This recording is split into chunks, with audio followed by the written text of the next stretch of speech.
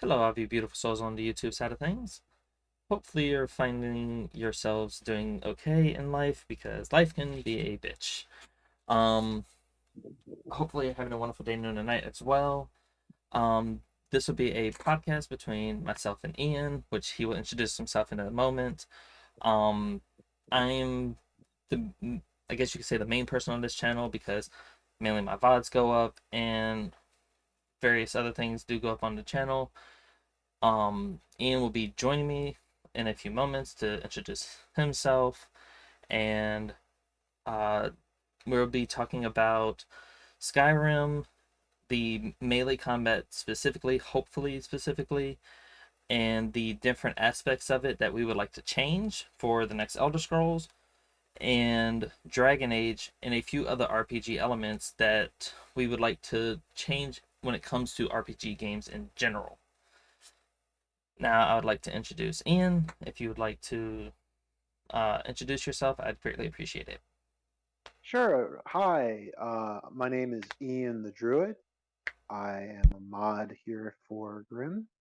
Also have my very small occasional Twitch channel, under the name Neko. Ian Ardbeg, Ardbeg, which I'll be changing back to Ian the Druid in a little bit. Um, thank you, Grimm, and we're looking forward to today's podcast. Okay, uh, Grimm uses Neko as well. I prefer My bad. Neko to Grimm. You prefer Neko. Did not know. So this is kind of that's awesome. Call you Well, Neko. there's reasons, and you know the reasons. Okay, Um, fair enough. but yeah. I guess we can get right into it. Also, how's your day been going, by the way? While I can ask that real quick. Mine Yes, been going pretty well, thank you. I had a nice morning breakfast with my dad. glad to hear that. Hope you're doing Um, well as well. I am. I finally got some things done in my room, which is very awesome and made me very happy, to say the very least. Um, One thing I want to say real quick is I won't have, or I don't want to have shout outs playing during the podcast because that can get very loud and it can kind of like break the flow of conversation when it comes to the like chatting and stuff and talking about certain things. So I won't be having shout outs on the podcast like I did last time because I felt like it did, for me, I could hear that and Ian talking, and it was hard to try to distinguish between the two. Now, like little sound bites that I have in the channel points, I don't mind those, but the shout outs are a lot louder and they last a lot longer than the channel point ones. Yeah, sounds like a good idea. All right. So, for me, at least in my opinion, to start talking about the warrior skills in Skyrim, at least, what's up, Gothic Being? I'm assuming the Nos is for Oh, Nosferatu. hey. Um, how So are we all doing today? I am doing good. also Naz Gothic Being, can I use your Discord name? Your Discord screen name? What's up, Red Panda? How are you doing? But yeah, I'm doing pretty good. Oh, Um, but yeah, yes, and of course you also known as Gromit. Gromit, like Wallace and Gromit, Gromit. yes, good friend from across the pond. So thank you for stopping by. Hey, I'm Red Panda. Hi. I'm gonna assume the Nos is for Nosferatu because that's a very gothic subject material. Doing okay. I slept all day because I couldn't sleep all Hey, night. Red Panda. Um, but yeah, because I posted a cursed Gromit meme when my brother's Discord was made. Nice. All right. One thing I want to say on the Warrior skill, which Ian and I had previously talked about before, is the combining of certain skills that made more sense to combine, like the one-handed and two-handed skills, heavy armor and light armor. could have easily been added together to each other. So in order to do that, I think what do we call it? The man at arms or something like that for the one handed, Yeah, two man at handed. arms That way it could cover swords, daggers, scythes, or weapon halberds, expert. two handed, or or weapon expert. Um, Yeah. Nosgoth is a place in the game series I adore called Legacy of Kain. I love Legacy of Kain. So I just messed with the name a bit to make the username nice. Um, but we were saying that it would start from kind of like the bare bones of the increasing the attack of weapons, um, reducing the attack power cost, like the power attack cost, and stuff like that. That's in both of the trees because, like as you can see here, this is increasing attack damage, and this reduces the stamina cost. And same can be said for this. These could have easily have been thrown into one category, at least starting out, and then branch off left and right, being the more two-handed centric weapons versus the one-handed centric weapons. And once you get to level 100 with that, you can put points either in the left or the right, and you would specialize either in one-handed or two-handed, but leaving it as one single tree. Did you want to add anything on top of that? No, I think yeah, yeah, I'm in agreement with you on that. I think that that would be a better way to handle it. I think that a starting base of proficiency in weapons or uh, melee weapons, and then from there, as you get more experience, um, you can end up specializing here or there in specific types. And let me ask you, Neko, um, do you do you think, because we talked a little bit about armor, I think on the last podcast, or may have been just a private conversation.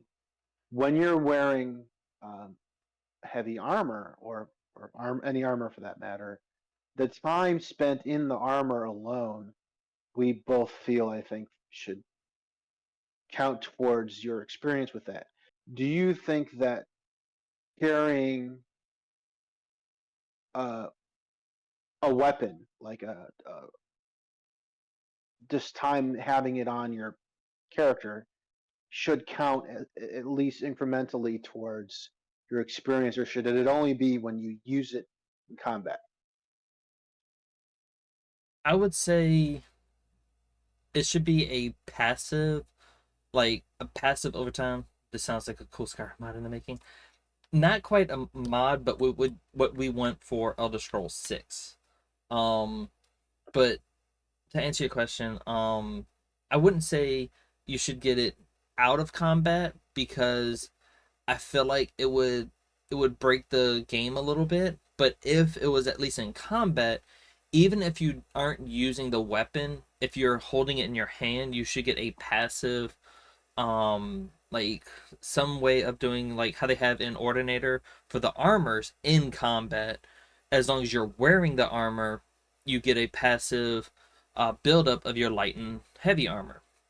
Same should be Right. done for one-handed and two-handed, or the basically melee weapons in general should have a passive building of experience with weapons, shields, bow and arrows, and armor. All of them should have a passive building in combat specifically. Now, outside of combat, I feel like it should be a even less amount for at least light and heavy armor because you are constantly walking around with it, and you should get a passive for that just by wearing it in general. Okay, so I agree. Yeah, I agree that that would be the better way to do it. Quick, just side thought here. We don't need to talk about it very much, but one of the mods that I really enjoy in Skyrim is where the weapons you're not using are visible on your hip, and I think that Oh, you're talking about they the should. equipment one. I know what you're talking about. Yeah, so I think they need Nazgothic being is saying so. I could be I could be wrong here wrong if I'm a here. weapon Weapon buff. buff to certain armor pieces. Um, not quite a weapon buff to certain armor pieces, but more so if you have a full set of heavy armor on, right? And you're constantly wearing it throughout your day-to-day basis. You should be getting used to said armor, so you're getting experience by wearing the armor. So you should be getting a small incremental amount of experience in that armor because you're constantly wearing it. Think about it. You wear the armor when you're smithing, when you're making potions, doing alchemy, when you're enchanting stuff, when you're going from shops, when you're in dungeons, when you're walking around the overworld. All of that, you're wearing the armor the entire time. So you should get a small bonus. Maybe not as much as in combat, but outside of combat, you should get a small amount, whereas you're actually using it because you're constantly wearing it. Now, for Another. weapons, Oh, huh? sorry. No, you can please continue. Now, I was going to say, just for specifically for weapons, I don't think you should get it outside of combat because it's not actively in your hand the entire time, because usually you're going to sheath it in order to run faster. So I don't feel like you should get a bonus outside of combat for weapons.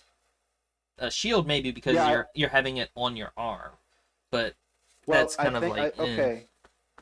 Fair enough. But I think like a an loyalty exception to buff. that could be things like m- two-handed mauls or like great sword that would be heavy enough to weigh you down at all times. Excuse me. Even if you're not using it, you know. Well, the thing is, if you're going to combine the one hand and two handed skills into one, you wouldn't be able to do that. Do you see what I'm Well, saying? it could be a function of specializing in that weapon type. It's a new added Perk, um like if you got a perk that well says if you have it on passive. you, you get a So passive bonus on it. yeah, my other thought, and this is more in terms of I guess like a armor loyalty than buff. Yeah, yeah, exactly, Gromit. Uh, Another thought I had when it comes to heavy armor or just armor in general, but kind of specifically heavy armor, is I do like what they do in Skyrim, where if you're wearing heavy armor, you run a little slow. You run slower.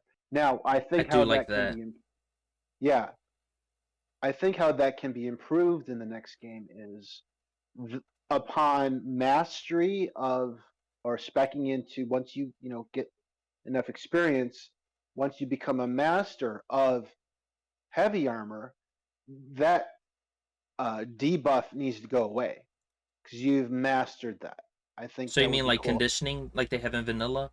Heavy armor weighs nothing and doesn't slow you down when Yeah, worn. yeah, basically, yeah, yeah. I guess they already do that, don't they? Oh no, no, The other like thing, I'm agreeing with you. I think they should keep that as a perk though. yeah, I think that's smart. Also, I think that once you another cool thing to do once you master that, like say conditioning is what they do with conditioning, doesn't weigh you down anymore. The second tier of that, like say you spend another 100, 500 hours in heavy armor, you should get a bonus to stamina regeneration. Actually, I Um, think they do that too. No, that's Ordinator.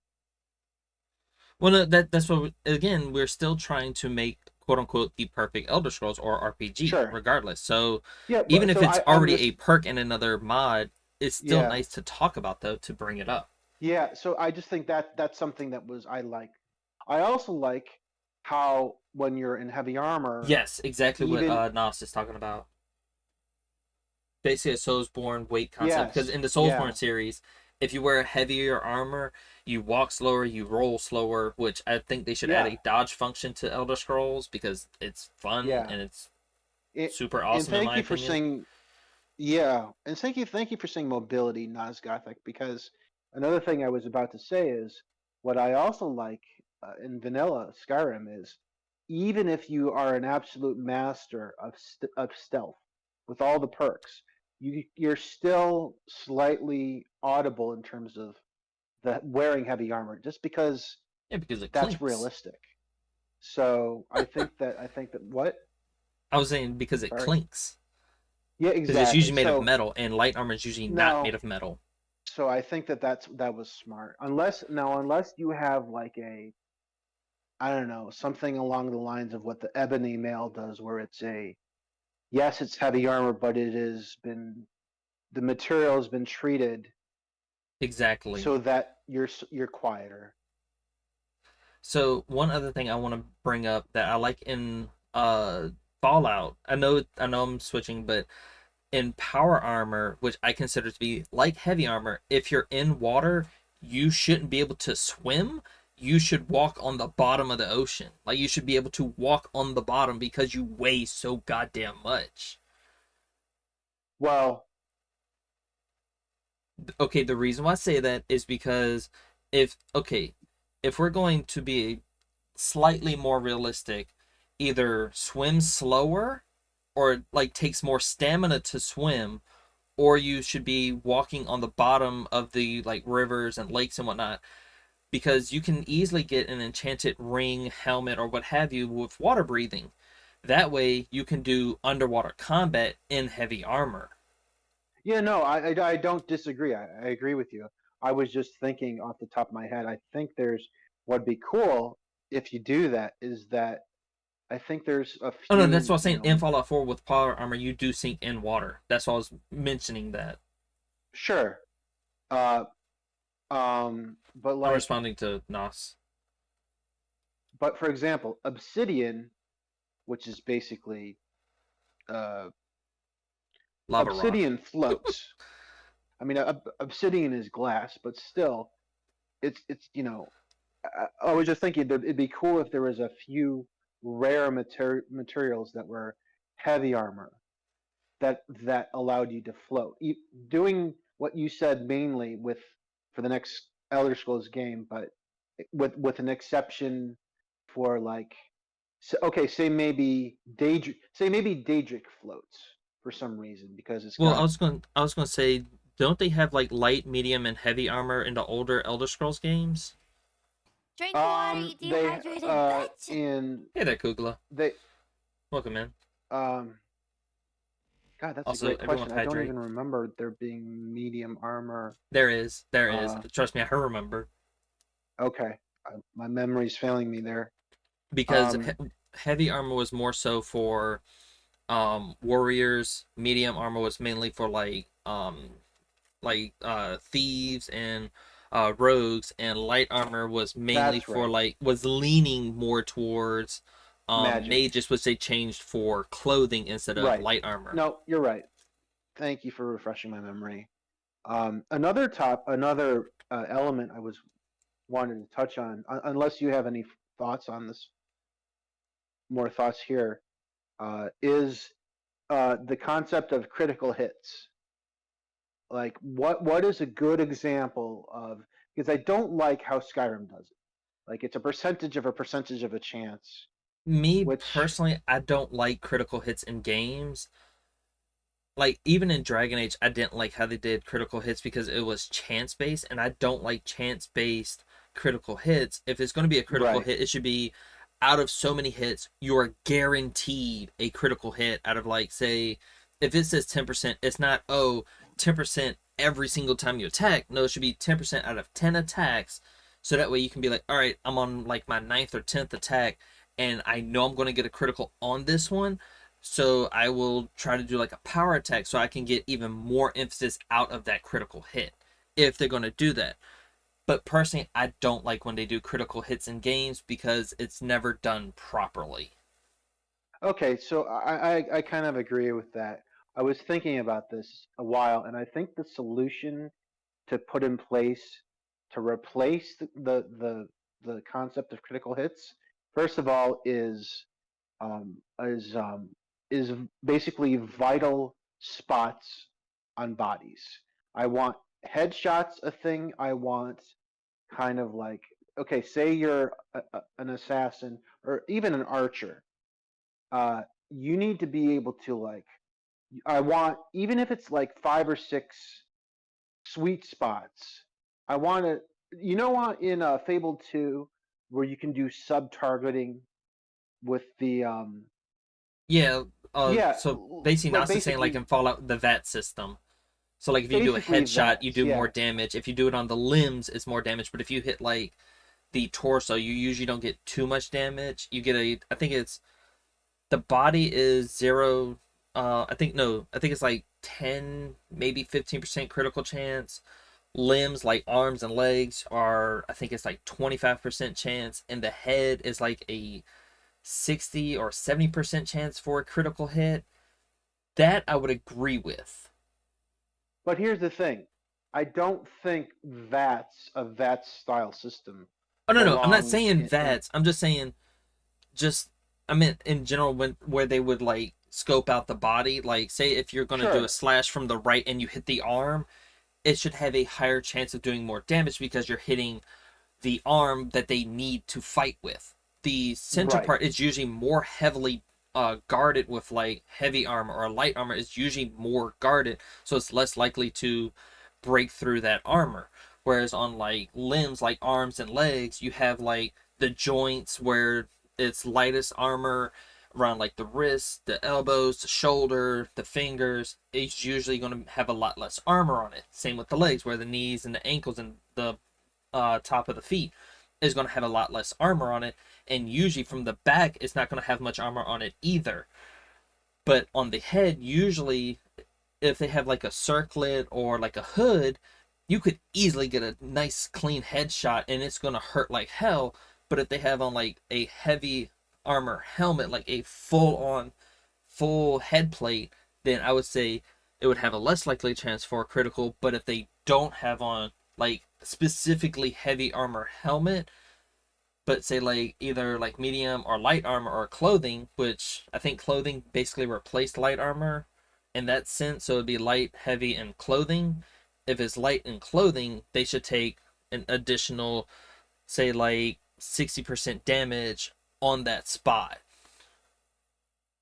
So yeah, I think those are all good ideas. I was just trying to say that I think Fable they should Fable is a good example. It was a simple system, but it was effective because as you got better with your accuracy, you could do sub targeting uh, uh, of limbs, the head, and and if basically a body part had to be visible to you from the direction you were shooting from in order to be able to hit it. So I was just, yeah, I think that would work, and I think that, um, but I think that would be good to be something that as you get better with ranged weapons, or even, or not just range, sorry, but as you get better, more proficient with your preferred weapon type. So I guess I'm asking myself, should it be a function of a system that gauges accuracy, or should it be proficiency with your weapon type? I think the more proficient you are with a weapon, and the higher the proficiency you are with it, the more likely you are to hit with more damage. But it shouldn't be critical. It should just be base more damage. The more better, the better you are with the weapon, like they have in Vanilla Skyrim. Say if you're at level 100 versus level, I think it's like 15, is the Mm-hmm. lowest you can get in archery. If we're just using archery as an example, say if you're at level 100 versus level 15, 15 you might do, I think it should be like how some MMOs do it, where it's like between 10 and 15 damage. But say if you're level 100, it'll be, or actually, I would say anywhere between 10 and like say 30, and you get your range in that area, and it's a very wide area.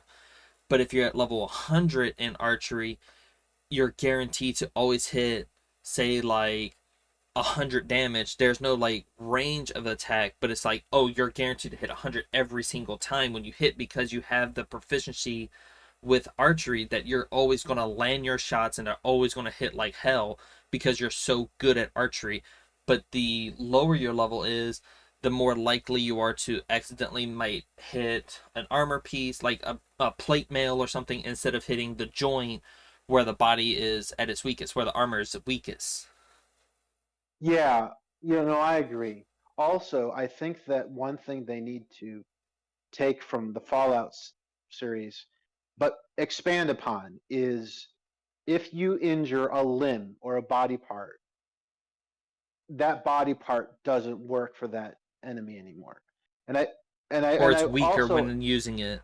or weaker, yeah. Also, they need to fix one because I do like that. I want them to do more of that. I forget what game it was, but basically, if you blow off or if you injure an enemy's leg, they can't run at you anymore. But what I don't like about the way Fallout does it is, even if you're targeting that, you could be targeting an enemy with a mini nuke, and you hit whatever weapon.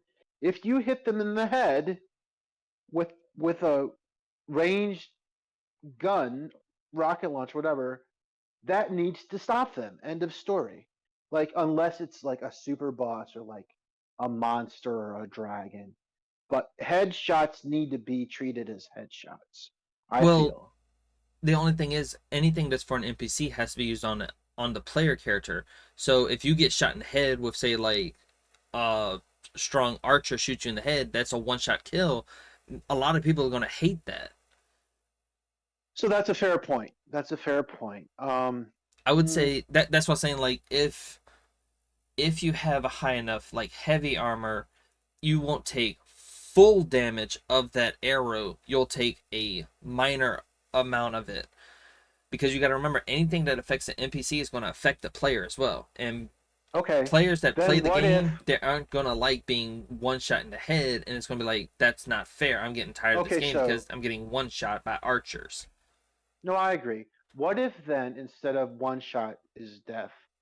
What if we do? What if it were like, okay, if you are, we can do this. Say you're an archer, and say you get to the absolute mastery of archery. Uh, in fact, would be a cool thing to do. Say, and I wanted to bring this up just in general as well.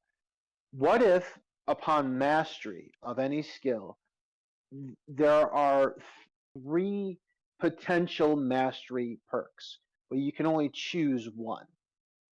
So, and one of them is headshots do double damage, or pick your percentage, or even instant kill. I don't know, but like Again, have you it can't be. do instant kill because NPCs have to get these perks as well. I no, I'm acknowledging that. I'm acknowledging this. I'm saying that if an NPC has like level 100 of archery, and they have, what we could do even? It could be like sigils in Dragon Age, meaning one of three possibilities upon mastery. You could have, um, say, I don't know, 50% longer range for bows. You could have poisons on bows last 3 times as many shots, or you could do headshots do double damage. And if that was still too, you know, I would say potentially 50% more damage at least. yeah. I But wouldn't say double what if damage, but maybe like 50% more damage. sure. And yeah, I know I'm going on and on here, but the other thought I Oh, had you're was good. You're good. another element. Thank you. Of Dragon Age that I like that I think can be improved on are sigils, powerful abilities that come with very, very helpful upsides, but also have kind of significant downsides. So, what if we had some sort of like, upon mastery, you can pick of any of each, or whatever, whenever it happens. What if, yeah, you can do this really awesome thing, but also it gives you this disadvantage. I think that'd be interesting. So like if for headshots, you can deal out 50% more damage on a specific headshot, but you take 50% more Exactly. damage over your But entire you're body but though. you're Yeah, that's exactly it. Say yes. So you I can live picked with up what I that. was trying to say. I So can live with that. say upon mastery, one of your options is yes, you do 50% more damage with headshots, but you also take 50% more damage with headshots. So that just means you need to work on your armor more to make your armor a lot stronger. Yeah, I but can if live you're with that. going for like an assassin build, that'd be helpful. Yeah, I get that. So one thing I want to bring up real quick is when it comes to like heavy armor and light armor, just wanted to bring this up real quick. Sure. Because you had mentioned obsidian. What if instead of it being like light armor and heavy armor, right? You still have that. Bloodborne runes are the best example I can think of here. You can implement those on your weapons to give them bonuses. Yeah, and I like that idea though. Um, that's basically the same thing as sigils from Dragon Age. But when it comes to like heavy armor and light armor, say if you use light and heavy armor, because there have been times where I'll use like the heavy armor helmet and body piece, but on my arms and legs I usually use light armor. So, or vice versa, depending upon how I want to make the character look. If you're proficient in both of them equally, I feel like there should be like maybe a single line in the middle between both light and heavy armor, where if you use two light and two heavy armor pieces, that you should get a bonus towards both of them, where it increases the defense of them both because you are implementing the best of both worlds of the light and the heavy armor. Yeah, I agree. I also think You that don't put the you don't put points into it, but these are automatically given to you if you're using both light and heavy armor, and you like you spec into the light and the heavy armor sides of the tree, and say if you get at least one of each on the level 100 perks on the one light and the one heavy armor perks at level 100, you get these extra perks because you're using both of them, but you have to wear too light, too heavy, however you want to do it. You have too light and too heavy, and you can get this bonus on top of it because you are so proficient at armor that you get an additional amount of armor rating because you're so good at armor because you wanted to specialize in both. yeah, I think that literally what Naj Gothic is saying. I think that would work pretty well. Another thing along that same mentality, what I was thinking, what I also liked about Kingdoms of Amalur is the universalist, the jack of all trades That's what I was thinking of, to build. be honest. So what I think, and another example of this in its own way is the Lubberstone, where yeah, it's not okay. Specializing in one type of armor all the time doesn't. You don't basically if you've got a mix of heavy and light. Say you have a mix of whatever else. Yeah, you're not. I think there needs to be more specific. They need to make it easier and more rewarding if someone wants to pursue a jack of all trades build Exactly, and, because that, and that's what I was saying. Skyrim's great, obviously a lot of problems as well, but still it kind of penalizes you. Well, let's be honest, it really penalizes you if you spread yourself too thin, and I think they need to fix that. And that's what I was It saying. It should basically, be a combining of the skills of the light and heavy.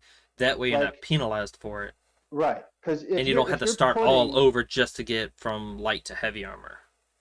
exactly, if I'm putting so much time in a game and I choose to become a master of everything, I should be awesome. I should be way OP. It shouldn't work against me because now all the Who's number enemies one? are just You that much more are. powerful. You're number one. One thing I also want to say is when it comes to armor, if you work on your armor but you don't work on smithing, I feel like your armor shouldn't be as powerful because you're not actually making it yourself. So if you make like if you're using smithing to get your armor up there and you're constantly like working with it and tinkering with it, you should be able to make it lighter because you're the one that's making it, so you know what materials to do and you know how to make the materials, using the materials to the best of their ability. Under smithing, it should be able to where you can make your armors lighter, so that way, say you can make your heavy armor, say if your full armor weight is like 100 and that makes you sink to the bottom of the river. But if you use smithing and you make the armor yourself, you can make that armor maybe 30 pounds, so that way you can swim easier and you don't sink to the bottom of the river. Yeah, I agree. Or Also, you can I'm make it agreeing more with. sturdy or more defendable, that way you can give it more defense. That, in my opinion, that makes more sense for smithing. If you build it yourself, it should be Well, either, it could be lighter, more sturdy. well, Same with yeah. weapons. You make the weapon a lot more sturdy. It's customized to your fit, to your hand, so that way you can swing it fast, you can hit harder with it. You make it lighter on you, so that way you can, if you make it lighter, it swings faster. So I think that makes a lot of sense. But let me ask you something Hmm. uh, regarding smithing. They should There's a also really allow you to cool. I revoke saw certain someone skills on the playing with a skill tree in mod case you want to switch up that's your really ability. cool. Basically, I would say you make that a could go. potion though. Say again. Nas was saying they should also allow you to revoke certain skills on the skill tree in case you want to switch up your abilities. I feel like there's, if you're going to do something like that, make it a potion that you take and you can forget like certain skills that you don't want anymore and then like respec them into something else. No, totally agree. Totally agree with that. There was a really cool mod I saw someone playing with. I don't know what it's called, Or a but scroll. basically, um, it sets it up so that if you go to a blacksmith in the game and you Or like pay the them, Fate it's a Weaver lot of from money. Kingdoms of Amalur. Well, sorry. I was just thinking about the thing that Nas was saying. I was gonna say you had the Fate Weaver from Kings of Amalur where you can respec your skills, something like that, or a potion, Yeah, or like a yeah. scroll that you can get from the college of, like the college or like the mage place, wherever that may be in the next one, to get like a scroll that allows you to reset or respec your character without losing all that time and effort you put into leveling. You can just respec your character the way you want without Yes, resetting like they did with the legendary ability in Skyrim. no, I totally agree, and that's something that I really wish they would do. And as Nas Gothic is saying, Fable 2 is a good example of that. Mhm. I forgot how you Um, did it in Fable 2 though. so this really cool mod, basically, it makes it so blacksmiths, you could go, excuse me, you could go to a blacksmith, pay them a ton of money, and place an order for an enchantment on or up a blacksmithing upgrade to like legendary or whatever for your armor or weapons, and then but you have to like wait like a week in game for it to be done.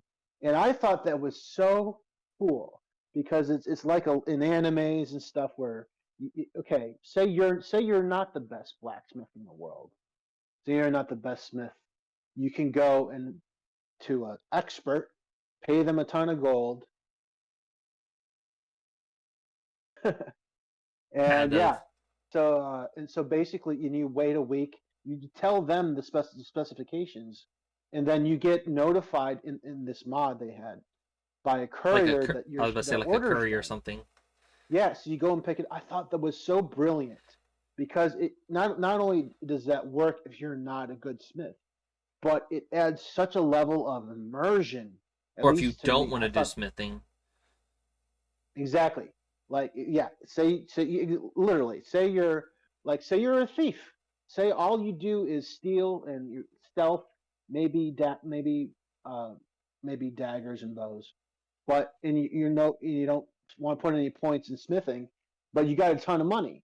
That's perfect. And because and, you're and it fencing everything. exactly and it adds such an element of wow, this is how it would really work in real life. I just thought So that was a really cool idea. so to kind of piggyback off what you're saying, blacksmiths will do armor. You go to like the college for the enchanter, And Yeah. for like you would go to a tailor like the one in Solitude, and you can have them do your clothing to have it where it fits you better, where any enchantments on it are a lot stronger, or the clothing is a lot lighter or almost weightless, because they know what they're doing and they can make your clothing practically weightless, so you have no penalties in running or like sprinting or like moving in combat. Like your mobility is a lot higher. Same with light armor and heavy armor. If you go to the blacksmith, they can make it a lot lighter, you can move a lot faster, they can make your weapons move faster, or like you can swing them faster because maybe they added like they cut out a chunk inside the sword which makes the wind resistant on it that much faster, and you can swing the sword that much faster. Or an enchanter can put an extra rune on your what have you, either clothing, armor, or weapon, and they know how to add an additional rune to it to give you even more power outage of it. Yeah. Not only that, but like you should be able to go to alchemist, Or I'll and add anything ask with it, but them to yeah. make a potion, Mm-hmm. because you can go in and they make you make your own potion. And then the other thing that always annoyed me with the college in Skyrim is the old dude. I think his name is Sergius or whatever. The enchanter enchanting master. He's always going. All he talks about is enchanting services. He just says, "Do it yourself." Like, what the fuck? I never understood it, and that's why I wanted to mention that. Like, you go to the magic place, and there's that one enchanter who has like level 100 enchanting. They know what they're doing. They have maximum amount of perks in their enchanting skill tree, and they should be like, "Oh, you would like to hire my services? Sure. It'll cost XYZ for XYZ amount." Almost almost similar to how they have the scroll crafting or the spell crafting in Oblivion, but make it Yes, for yeah. like your enchanting, make it for your armor, make it for your weapons, your clothing, to either go like to the tailor, the alchemist, the blacksmith, or the enchanter. Excuse me. You can go to any of them, and they'll say, "Oh, if you want to pay an additional fee using your speech skill, pay an additional fee that you get, like say like level 80 speech." You can be like, "Oh, if I give you an extra 1,000, you think you can add an extra enchantment to my armor or to whatever I give you? Or can you make this alchemy, this potion, that more potent or last for like an additional, say like, say if it's a poison on your weapon, it gets 2 chances, but say if I give you 1,000 gold extra gold, do you think you can bump that up to 5 times on a poison potion, to like a poison on your weapon, to make it last for 5 hits instead of the measly two?" That's a great idea. I really like that. That way it Another cool. incorporates your speech into, say if you don't want to do smithing, alchemy, enchanting, and what was it, smithing, alchemy, enchanting, basically those three, but you have a good speech and your charisma is high enough, you can effectively quote unquote riz your way into having better shit. Yeah, I think that would be a great way to do it. Another cool thing I just thought of is would be cool if, upon becoming the Thane of a hold, the court wizard would like give you like a freebie of in any in like alchemy or enchanting, or the smith could give you a freebie in like, or it could be like a one time really good freebie of like, because you know Like how a you miracle get the item, axe of, sorry. kind of like a miracle item like they have in Yeah, Oblivion. exactly. I was thinking about miracle from the ornator tree, but like, yeah, say the axe of Whiterun, but it's just really really OP. It Not gets really three OP, but enchantments instead of the usual two that you can yeah, get through enchanting. yeah. If we're talking Or it could, vanilla, you get say like you get, instead of 2 enchantments on it, you can get say 4 enchantments, and it'll be like, it is a special axe that has its own model, and it's literally called the Axe of Whiterun, has its own model, has its own special enchantments on it that make it so unique that you can't replicate it because it is the axe of Whiterun, or like say a dagger of Morthal, or what have you. Yes. Another cool thing I thought they could do is a version of something kind of like the white Exactly what file. Nas is saying. Yeah. I'll pay Yes. you through the But art of like bribery, of course. say it's something like the white file, but for each hold it's only one. It's limited to one specific potion. Say it's a I don't know, a greater health potion, or no, maybe it's a potent uh like a vigorous health potion, but it refills say every 24 hours on its own. That'd be cool. So kind of like in Path of Exiles, where the more attacking and the more you're quote unquote playing the game, your potions refill over time. Yes. Oh, actually, you know what they could do? Okay, But have it as a so one specific potion. yeah. So what? But another thing they could do, say, okay, say as the Dragonborn, High Hrothgar gives you something along the lines of the White File, or even like a weapon, right? Mm-hmm. When you become Thane of each hold, upon becoming Thane, the court wizard will apply one additional unique benefit to either that refillable potion or that refillable weapon, um, the Okay, rechargeable weapon. hear me out. So, Sorry. no, you're good. I was just saying that way, there's a reason, another reason to become, or say it does a got that word. Multiplicative. It does a multiplicative damage for every additional hold you become part of. Thane of. So I was just about to say something along those lines. Say if, let's just say hypothetically speaking, there's this god tier like armor, or like this whole set of like a potion, a headpiece, a chest piece, gauntlets, boots, and like a weapon of like whatever their hold is known for.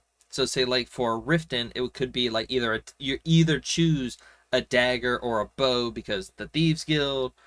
Say Right. like the Mages Guild is you get either a staff or a type of scroll that has an infinite amount on it, like you can use that one scroll infinitely, but it is such a strong scroll you don't have to worry about it because it will be infinite, yes, but it has a cooldown of say like 2 hours of in-game time, so you can't just like spam it. But think of it like the scroll literally rebuilds itself over the So it could course be of like a two greater hours power, basically. Kind of like a lesser power, Lesser power, my bad. Yeah. because greater power is only every 24 hours. So a lesser Right. power, I would say more so like a lesser power. But I was thinking like in Breath of the Wild, your Master Sword, you keep using it and then it breaks, but it literally reforms itself after it's broken. So I was thinking Yeah. you could get like a scroll from the College of Winterhold, and you could on that scroll you can either put like an armor spell or what spell you want to put on that scroll, and that scroll, that way you can use that spell without it using your magicka. Yeah, that would be really cool. Like now I can't stop thinking about the idea of like a weapon that doubles in power every time you do a big significant chunk of the game, or a bunch, maybe every, what I mean? That'd be so Yeah, cool. but that's what I was thinking. Like each hold has like a quote unquote hero piece of like armor or clothing, depending upon which one you want. You can either choose between heavy armor, light armor, or clothing in the hold when they'll offer you. So would you like the, say like the hero clothing, the hero light armor, the hero heavy armor? But they'll have like different names for it. But like Yeah. as a placeholder name, and you can say I want the hero hood that um is for light armor, or like for cloth that will give you like a bonus. And then if you get all of the cloth items, like at the beginning of the game, it'll ask you, say it'll ask you, do you want to have heavy armor, or like, do you want to have an armor, or do you want to have clothing? And it'll affect either if you have, like, if you're doing a mage, or like if you're doing like some type of warrior or rogue. And it could be like heavy armor, light armor, and clothing. But it'll ask you on the first time you become Thane of a hold, it'll say, it'll give you a prompt saying, do you want to go the warrior route, the rogue route, or the mage route?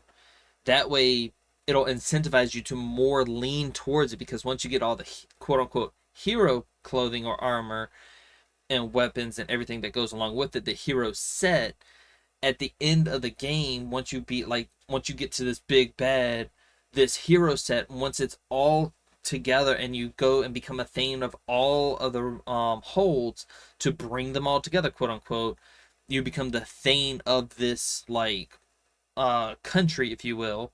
Like for Skyrim, you become the thane of the country because you're a thane of every hold. You get this special hero armor set that is used specifically against the big bad boss, and it shows you in this fucking decked out armor. Once you beat the big bad, say Alduin, it'll imbue a special ability on that armor set, and so on and so forth. And then that hero set, quote unquote, could be like, you'll get that ability, but once you beat the big bad, all of those perks that are on the hero set imbue onto the actual player character, and they don't need to wear the armor anymore because the big bad has been defeated. The hero abilities are imbued into the player character, so that way you can wear whatever armor or clothing after you beat the big bad, but you get all the hero abilities after you beat the big bad. So that way, if they want to do like post game, quote unquote, after the big bad, like they did with Dragonborn DLC, or the vampires, what was it, the Dawnguard DLC, you'll still have the hero abilities to fight these massive threats that come after the big bad. Yeah, totally. I think that's just an awesome idea. And in fact, not that in depth, but Oh no, I'm not saying in depth, but I'm just saying no, no, like no, no. just like a general idea. No, no. I'm agreeing with that's they should do that. What I was going to say though is, uh, Dragon Age actually does something a little bit, not as in depth, but a little bit along those lines. Because in the Deep Roads, I think, uh, DLC, when you fight the final boss there, um, they reward you with a unique schematic with for an armor that is tied to whatever you chose to be um, as a play style. So if you're a mage, you get the mage schematic, the version of the schematic. So, but that's all you get. So basically, so it's tailored to how you played the game. So which, in order to Increases get all three, replayability. what's that? It increases the replayability. Exactly, exactly. And so it's tailored to your play style, but it also, it has the benefit of next time you play the game as a different character. So yeah, no, no, I was agreeing that'd be really cool. Um, so let's see. Yeah, I'll leave it to you, Neko. What do you want to tackle next? One of the other things I wanted to talk about real quick was when it comes to armor, I feel like armor, when, okay, say if I usually play a mage, when I'm fighting people that are heavily hold on, there must be some debuffs, however, so that armor, weapons, and abilities don't end up being OP.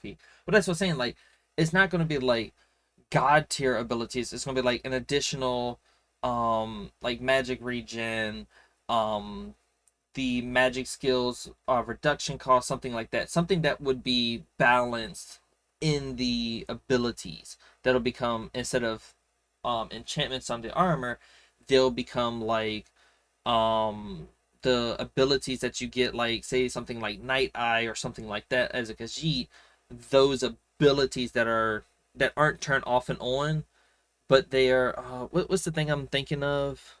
The when you go into the magic effects, I think is what it's called. Yeah, When you active go like, effects.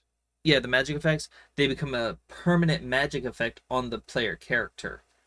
But like it's not going to be like god tier. It's going to be like an additional like health regen for like warriors, something that'll make sense though.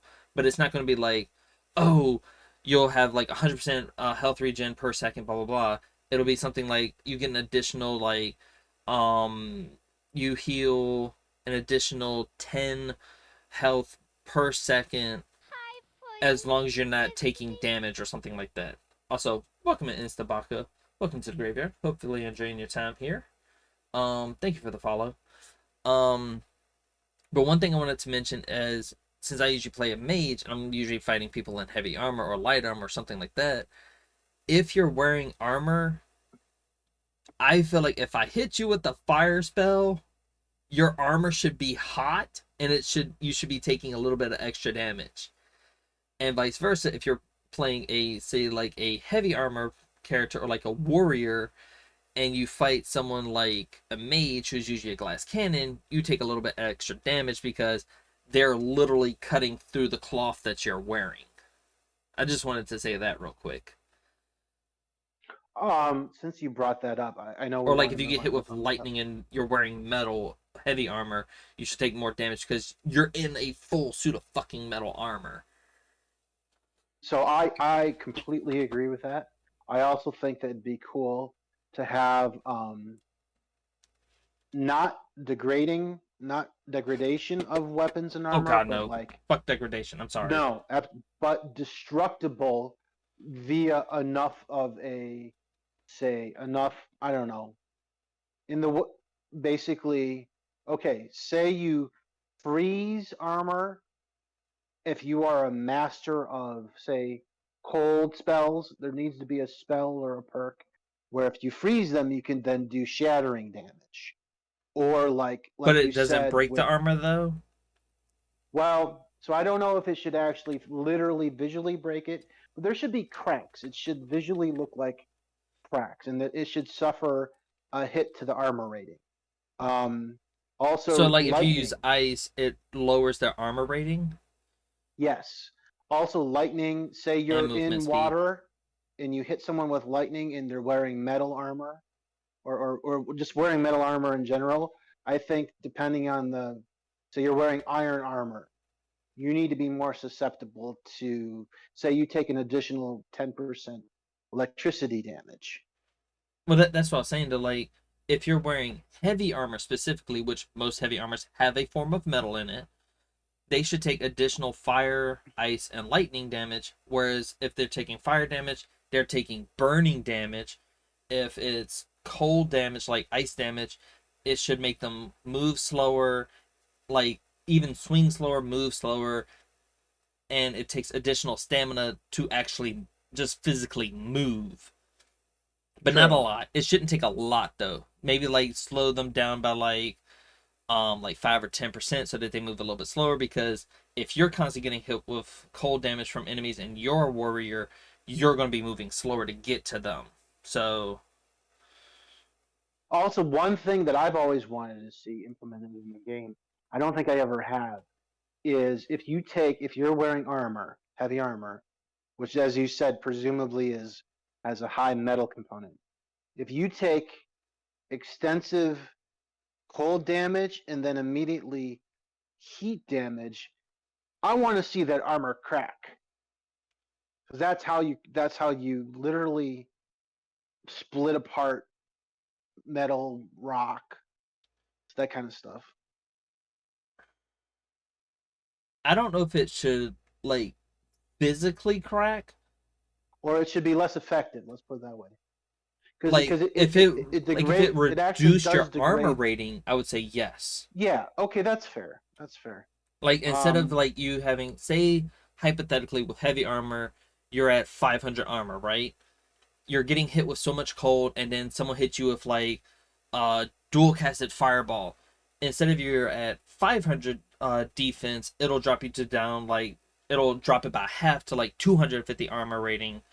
And if you freeze them again for a period of time and they get that debuff, and it shows on them that it shows like a snowy effect, and you hit them with like a dual casted fireball or an inferno spell or what have you, like a dual casted fire attack. It specifically has to be dual casted though. It'll show them with it'll show visually it'll show them with less armor, but it doesn't actually break the armor. Yeah, yeah, I think that would be good. And I think that specifically, say you're a master of cold, say you have a master level cold spell, and you have the perk to a perk to to potentially freeze up an opponent solid, and then you hit, and you are also, if you are Kind of like frost also, breath, uh, yes, basically, where yes, they something like where that. they literally look like blocks of ice. They're encased in ice. Yep. Say then, however that's accomplished, you are also a master of weapons expert, and you specialize in two-handed, like a hammer, like a maul. Like a warhammer, I want to see that, and you do a power attack. I want to see that shatter, whether it's like just the ice a shattering off visual. of it. Say again. So you're talking about like how they show where if you hit them with frost breath and then you hit them with like a weapon, it shows Yeah, the ice yeah, shattering I want to itself see off of whether, the yeah, I want enemy. to see a shattering effect, and then maybe that cuts their Yeah, armor rating in half. like what Nas said, prolonged exposure to an element should also gradually cause damage, like frostbite, burn, Yes, um, yes. maybe like ooh, if you're hitting an heavy armor person with lightning damage, it should cause like the nerve damage where they'll drop the weapon or something. Say their It could ability disarm to, them over time yeah, if you hit say them their over ability. time.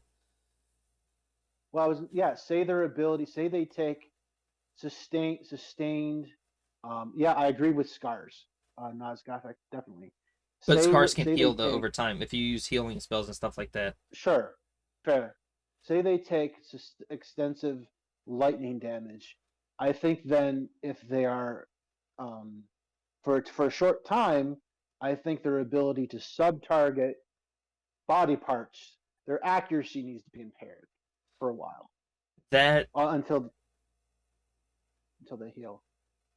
I was gonna say that, and the visual they could use something like from Dragon Ball Z where it shows like the lightning bouncing around the body, like Yeah, the visual at least, but have it where they have a chance to either stagger because they're being constantly like shaken with the electricity because it's hitting their nerves. They either stagger, like they drop down to their knee, or they could potentially be paralyzed from the sheer volume of electricity if you become a master wizard or master like destruction mage with lightning damage. They could potentially become paralyzed from the sheer volume of electricity that is flowing through their body. yeah, yeah. I think I think that would be great. Sorry, I got distracted for a minute. Yeah. Um, and I think Neko, you were about to bring up a new kind of subject.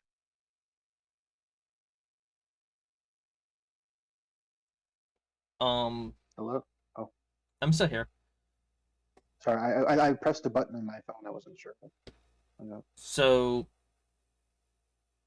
I think we've touched on all the warrior skills for the most part, except for like the block, which that kind of falls on. I feel like block shouldn't have been a thing. It should have just been under heavy armor. Maybe give it its own Well, little branch under heavy armor or light um, armor. I don't see the point to having block because that's usually part of your armor.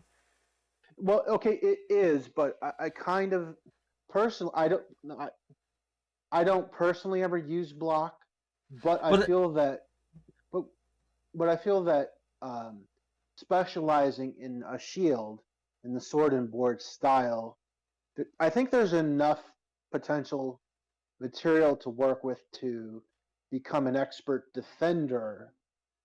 And I think that's still valid. Well, it's just me personally. The way they did shields, it sucked the way they did it because like yeah, shield wall blocking is 20% more effective. If you parry with quick reflexes, it does a slow time. You deflect arrows. All of that, I feel like I guess you could, but maybe make it a bit better. Like if I shield bash someone, they should either stagger or they should straight up fall down because I hit them so hard with the shield. Like, say if I have a Yeah, tower shield versus like a buckler, if I'm gonna have a little buckler, I'll be able to like deflect blows and move better. But if I have like a big ass tower shield and I just body blow someone with the tower shield, that motherfucker needs to fall. Like no, I completely agree, and I think you're right. They did not do they didn't very much utilize it with. enough. But a game that I think does a lot, even though I don't really use it myself, but I see plenty of other people do so, is Dragon Age Inquisition. There's a ton of unique shield specific abilities, both attacks, defensive, kind of perks. I think they could take a lot of lessons from that. I think you should have unique animations when you're and unique Movement like styles. I think If you you have need a to be able shield to out, crouch. What? I was gonna say like if you're gonna have a shield out, like you're saying, if you crouch or like kind of go into like a sneaking animation, quote unquote, and if you Hmm. have a big ass tower shield, you should be able to be behind the big ass tower shield Yeah, and literally what I deflect was gonna anything say. coming at you. Yeah, if you say you have a tower shield, that's especially if it's enchanted with magic defense. You should be able to crouch down behind it and fully withstand an oncoming dragon blast. Um, And if I uh, could piggyback off that, say if hypothetically speaking, you want to play a mage and you have a shield, you should be able to make a magic shield like the shield of Aetherius. Oh no, is it mhm. Aetherius or I forget the I name of the shield, but it gives you it's that magic shield in front of it, the ward in yeah. front of the shield itself. If you're playing a mage, you should be able to give it that magical shield that makes the shield even bigger, that you can kind of like almost plant the tower shield down. As long as you stay in one spot, you get a magic shield that's even bigger, like a bubble type thing around you that gives you that physical shield, almost like a physical shield around you with a magic shield surrounding your body.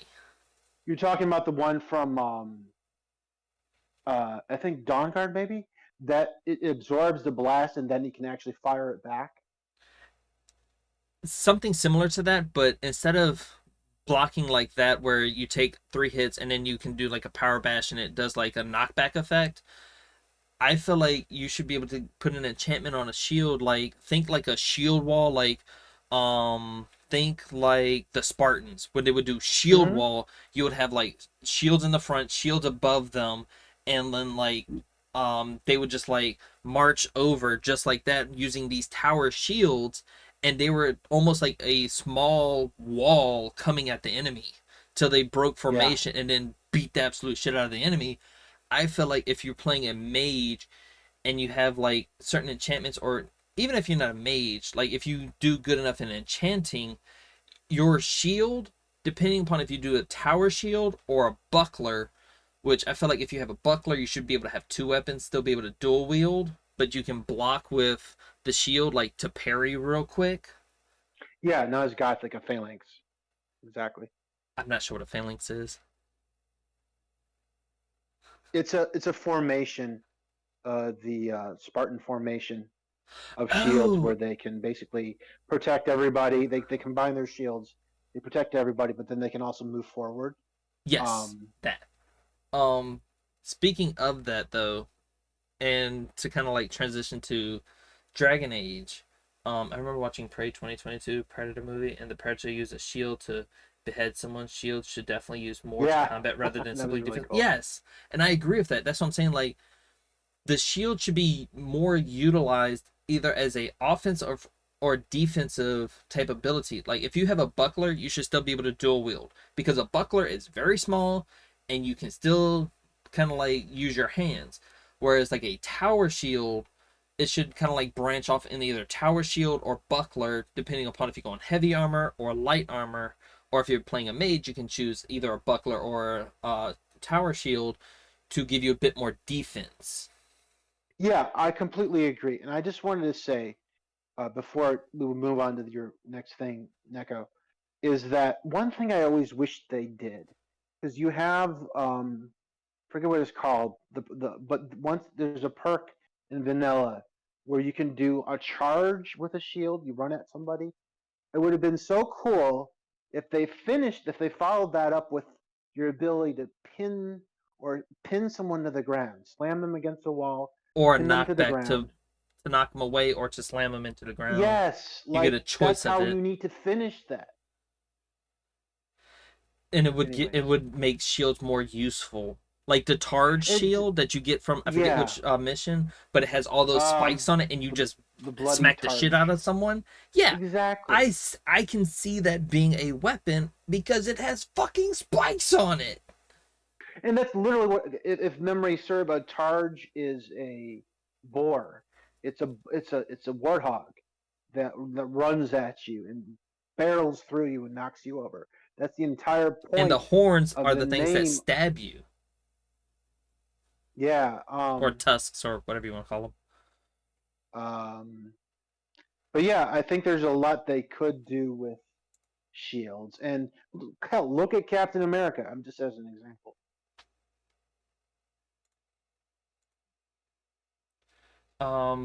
I don't suppose you remember the name of the skill that's under like Charging Bull from Dragon Age Charging Inquisition. Bull.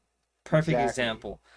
That is something that should be like if you're going to use a shield and you charge at someone and you knock them down, you either knock them down, like you can choose between kind of like how in Dragon Age you have the two different perks you can choose from. You can't have both, but you can have one or the Right. other.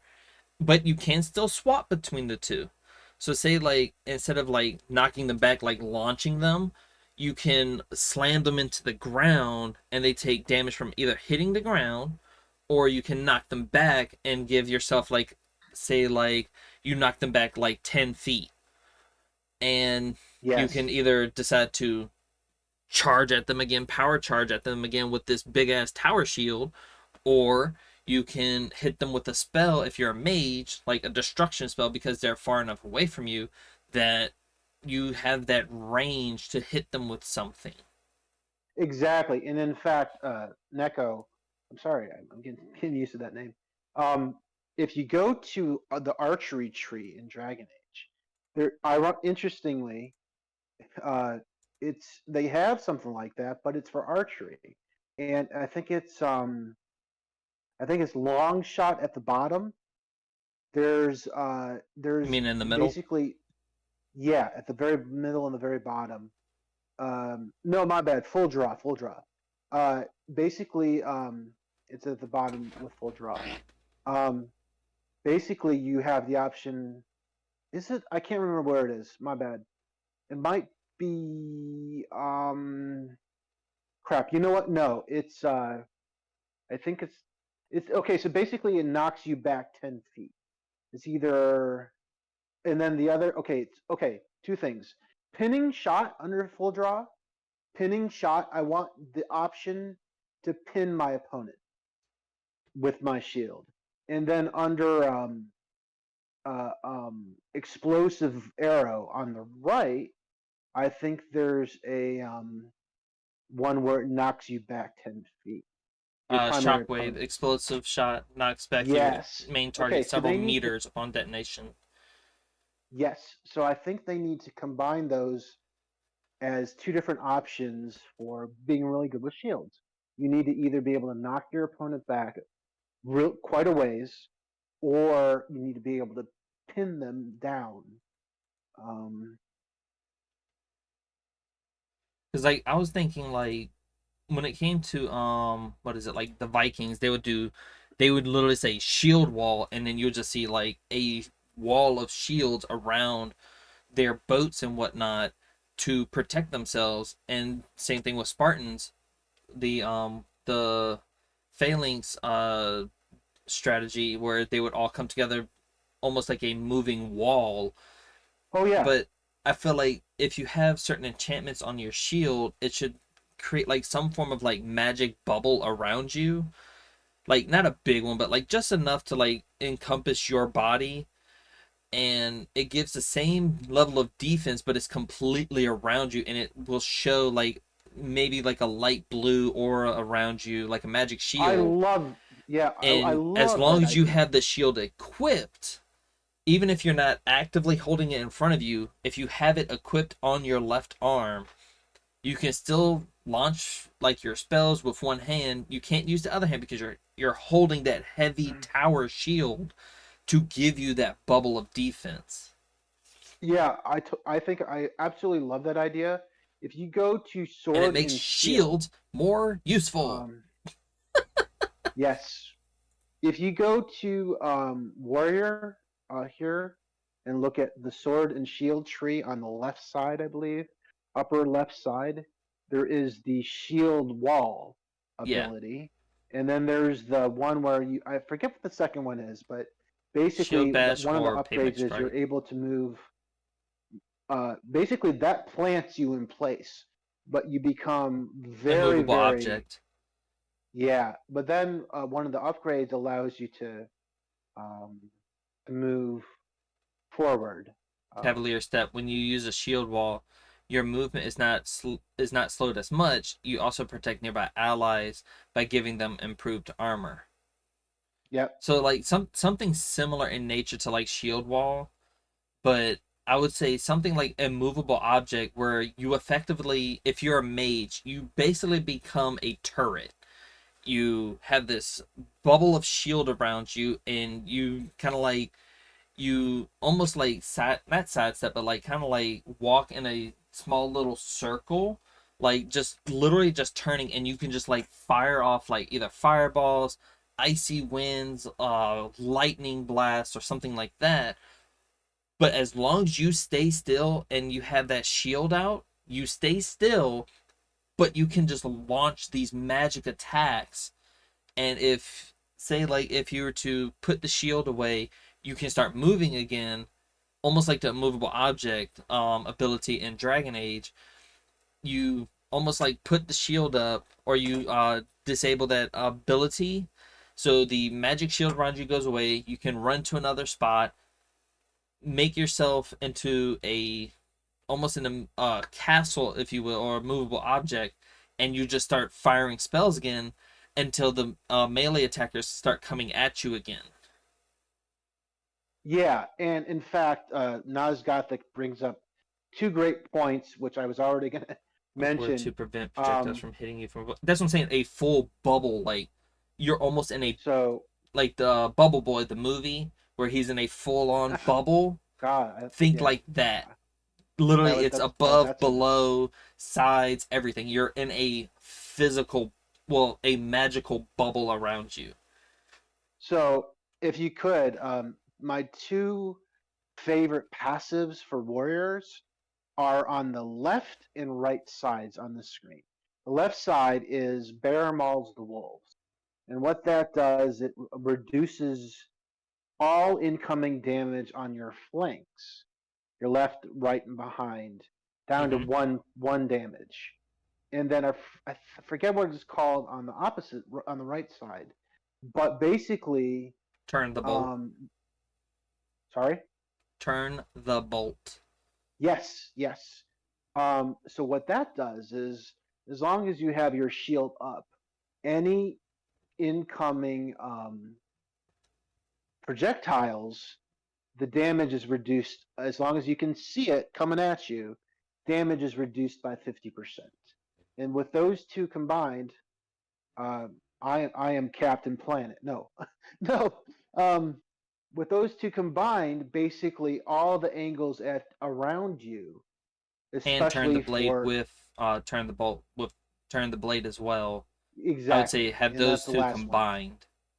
Yeah, so that basically you're protected from all sides and from ranged, and that it's not the champion or the what's it called, walking fortress that really makes you so protected. It's those passives.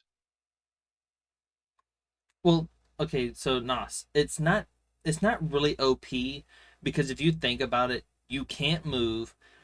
Enemies can come at you from anywhere because there are certain enemies that use invisibility, like rogues and whatnot. You won't see them until they're right up on you, so you're not really in that moment. You're kind of OP to an extent where you can't get harmed as much. Like arrows can still get through, but it's slowed down, so you take less damage from it. And any melee attackers can still come through that shield and attack you. So you have to move again in order Yeah, for the melee attackers to not hit you.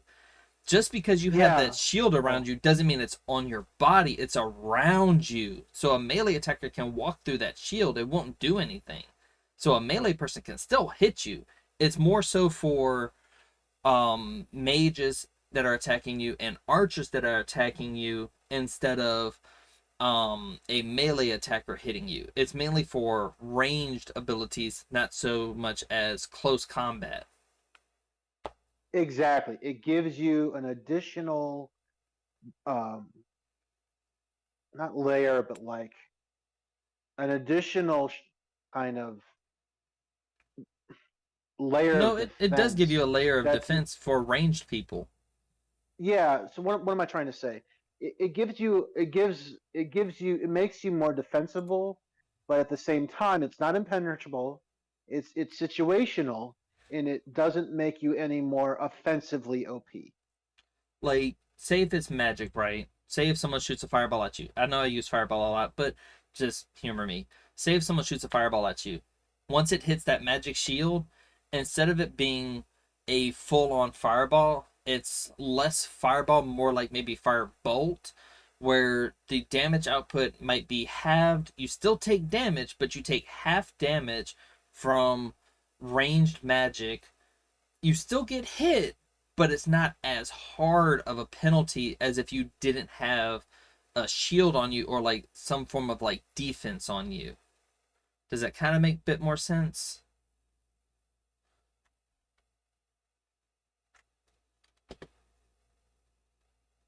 Because Um, like that's what I'm thinking, where it's like almost like barrier from Dragon Age, where you get that little blue bar on your health, but you can physically see yeah. it around you, and as long as you stay still, that barrier is there. You still take damage, but it's going to hit the barrier first, and you might take, say, like I would say like maybe 20% of the damage. So if the fireball hits 100, hits the barrier, you might take 20 damage from that fireball instead of taking the full 100 damage from that fireball.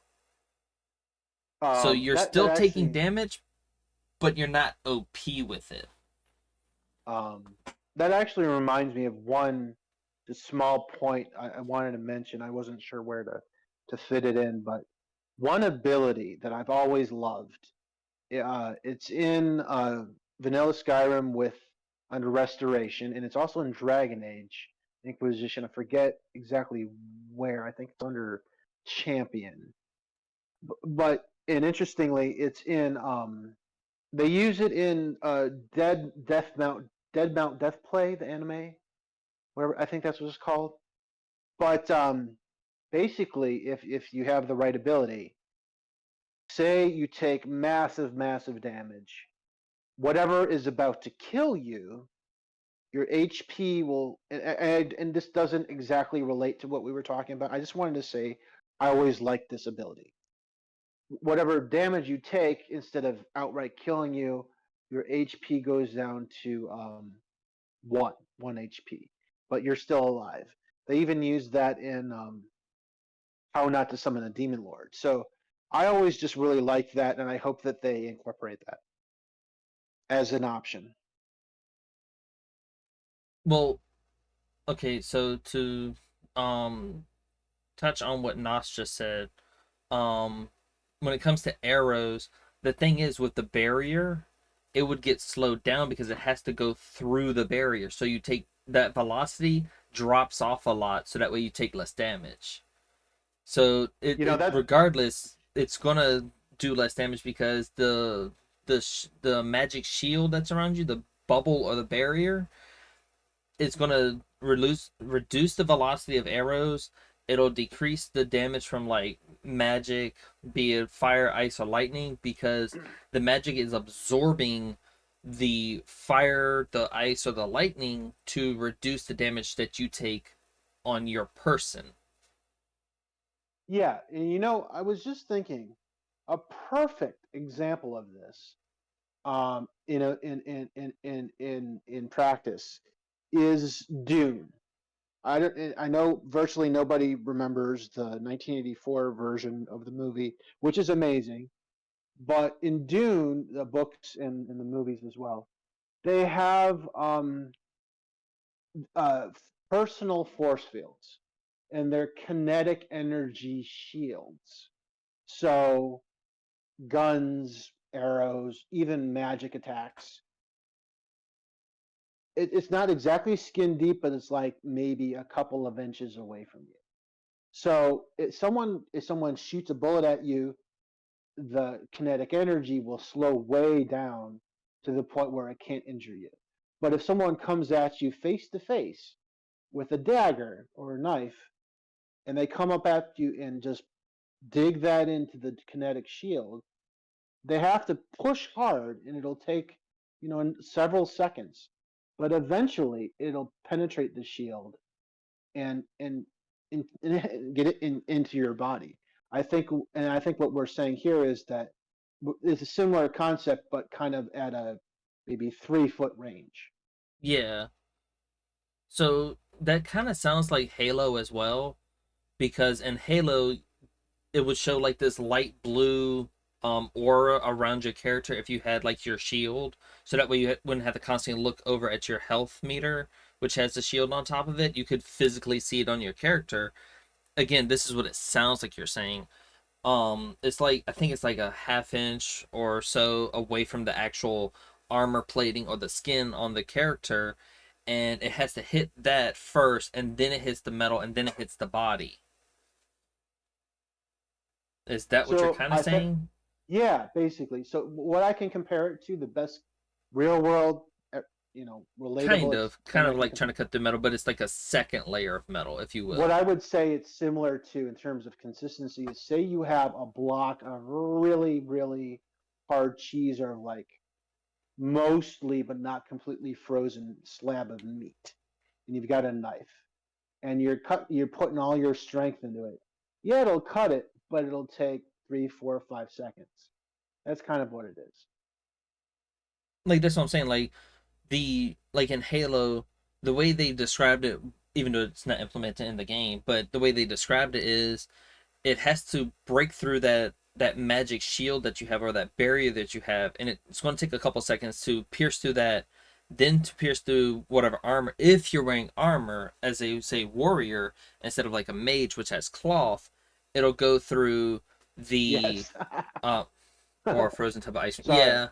I was just literally exactly that. Yes, perfect example. You're So trying to. like, yeah, that's basically what I was about to say. Like, it's almost like it has to break through that quote unquote either electrical plasma barrier, magic barrier, what have you. It has to break that first and then get to the either the armor or the person. So it could take a little bit longer before you take actual damage, or it'll take reduced damage because it took so long to get Yeah, through the magic barrier, the armor, and then to the person. Or if you're a mage, it has to take time to get through that magical barrier then to hit you. If you're and to keep it have if you're to have one on your body versus a 3 foot barrier around you, you would still have your exactly. iron flesh and stuff like that. Or your, maybe you have like a flame shield or a ice shield or a lightning shield, like a shell type thing, on your body, on top of the, say, ebony flesh that you have on. Your flesh becomes almost as impervious as ebony mail or like the ebony um metal that you would have if you were wearing heavy armor. It would give you runes across your body, which that's why I like the Flesh FX mod, because it actually shows you having it. You would have that, and what would happen is it would have to break through those runes that are slightly hovering above your body to actually hit you. Um, yeah, that's exactly right. And keep in mind, this is mainly for kind of slightly at range melee and for long range and for projectiles, but With the I don't would be think it the would do you bubble any more so. exactly, but I don't think it would do you any good if you're, for example, standing in an active fire. You Oh no, know if you're standing on that. fire, then yeah, you're going to take fire damage. Um, so Or if you're all right, standing in like the winter cold and you're getting hit by right, the cold air, like you're going to still be yeah, taking cold damage. Or lightning if you're standing on like a I know they don't have wires back then, but like you know what I mean. Like if you're standing in like uh the spell wall of lightning or wall of shocks or whatever, and you would be taking that damage unless you had a resistance to that element. exactly. The barrier wouldn't stop it if you're already previously standing in it taking damage, and if you were to put up the shield, it would put the bubble around you. It wouldn't push out from you knocking it out, it would just put it around you. Um, But yeah, I would uh, say if you're going to play a mage, you would have the flesh spells for like melee attackers, but you would have that bubble for ranged or magic users basically. Now, if you're a warrior, you get the same shield and the same bubble, but you have your physical armor on, either be it light or heavy armor, and you can still attack with like a sword or something of that nature. Does that kind of make sense?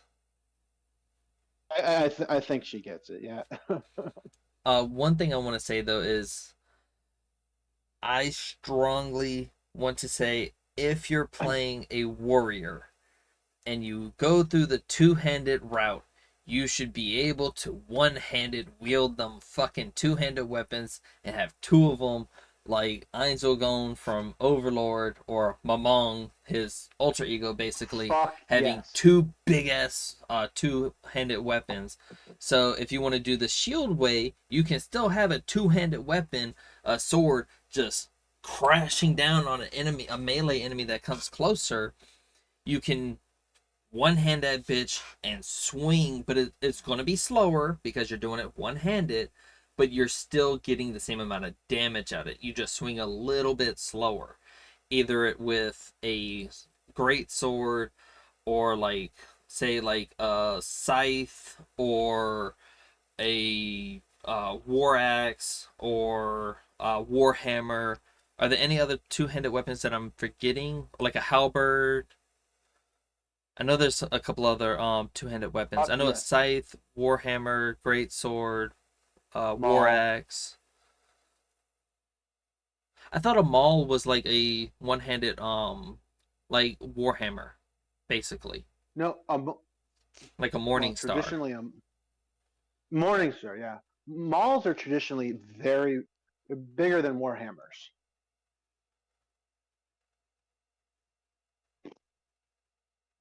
So sort of like Grimm in the first Hunter's Combat. Sort of, yeah. Where you're talking about from, I'm assuming you're talking about from Bloodborne, the first hunter that you fight, where he's known as Father Concierge or something like that. If that's the one I'm thinking you're referring to, where he becomes a werewolf in the second phase, where he uses the two-handed weapon as a one-handed weapon and just kind of like swings that bitch while flying at you. Something similar to that, where you hold the shield off to the side, where you get the bubble, but you can pull out that two-handed weapon, and just start swinging like almost like Cloud with the fucking Buster sword. The last boss who has a scythe. I guess similar to that. I didn't really get that far into Bloodborne. I was thinking of Father Guess Guess Keon. Gasquion. I don't know how to pronounce his fucking name. But yeah, something like that, or something like Cloud, where he used the fucking Buster Sword one handed, which is fucking insane. Because I think they said it's basically like a slab of iron with a sharp edge on the ed at the end of it, and it's like, are you fucking serious? Gascoigne? Oh, I don't know. But yeah, like you would be like Cloud, where you're wielding the quote unquote Buster Sword in one hand, and you have a shield on the other side, and you're just like swinging that bitch, or almost like if you've seen Berserk, the way Guts does it, something similar to that as well. Think something of that nature, like Cloud, Guts, um, Overlord, Iron Zagul from Overlord. Any of them three, the way they use two-handed weapons as one-handed weapons, because that's what they specialized in. Speaking So of like if you two-handed get, weapons, oh, huh? my bad. Finish your thought. I'm sorry. I was gonna say, but when it comes to like, you would have to get to like level 100 in the weapon of heavy weapons, like two-handed weapons, to use them as one-handed. Now for the flip side, for one-handed weapons, there should be stuff like, say like a what is it called in like a two-handed sword, like in Star Wars, where they have like the lightsaber on both sides. I don't know what that's called. Well, what's called? Like in Star Wars, you have the two sabers where they're connected at the hilt, and it has the blades Oh, on both sides. What is that yeah. type of weapon called? Like a dual Basically, saber is what Nos is saying, is a dual sabers. well, there's no real analog to that in the real world, but like a double-bladed two-handed sword. Well, that's what I'm saying. Like maybe something similar to like you could get for like two-handed meant for one-handed weapon to give you more damage output of it. You could maybe say, um, how would you make that better? Okay, I have an idea. So if you make the two-handed weapon one-handed and it just swings a little bit slower, you could dual wield the one-handed sword, but you have more ferocity behind it hitting, say like instead of, say like the max output of damage wielding it one-handed is 100 damage. If you were to use it in two hands, like you would switch your grip on it to give it two hands, like Cloud does with his fucking Master Sword, which is technically a one-handed sword, but he uses it two-handed. You would get 150 damage out of it because you're wielding it with two hands to hit that much harder with it, to put that much more impact on it. Should also be able to use whips, go around, fight Trevor Oh Belmont yes, style. Hell yeah. Like whips, totally agree. claws, daggers, swords, Hell, I sickles, mean, ball and Ivy, chain. I'd be Ivy happy from for all Soul that. Calibur. I want a sword whip. My brain went to the wrong spot when you said Ivy. Anyway, the whip, the sword whip, yes, I agree with that. Like where you can switch it from like a sword to like a whip and back again. Castlevania Netflix Trevor Combat is the best example I can think of. Yes, very much yes. I would say yes to that. Um, but maybe also give us like I think they're called what is it called? You have what is it? You have like you would have like Tantos, Wakazashis, and Katanas would be one handed, but then you have the Daikatana, the Odaichi, and the Orochi Daichi, or the Orochi Katana, which basically Sephiroth uses. That fucking 8 foot long blade, one handed. I might add. Basically a grass cutter. Well, no, It's not called a necessarily grass a grass cutter. cutter because those are a lot thinner. I'm talking about where it's a lot That's true. thicker though. The katana that he uses is a lot Oh, thicker though. like a Nodachi or That's what it was. A no daichi. That's what it was.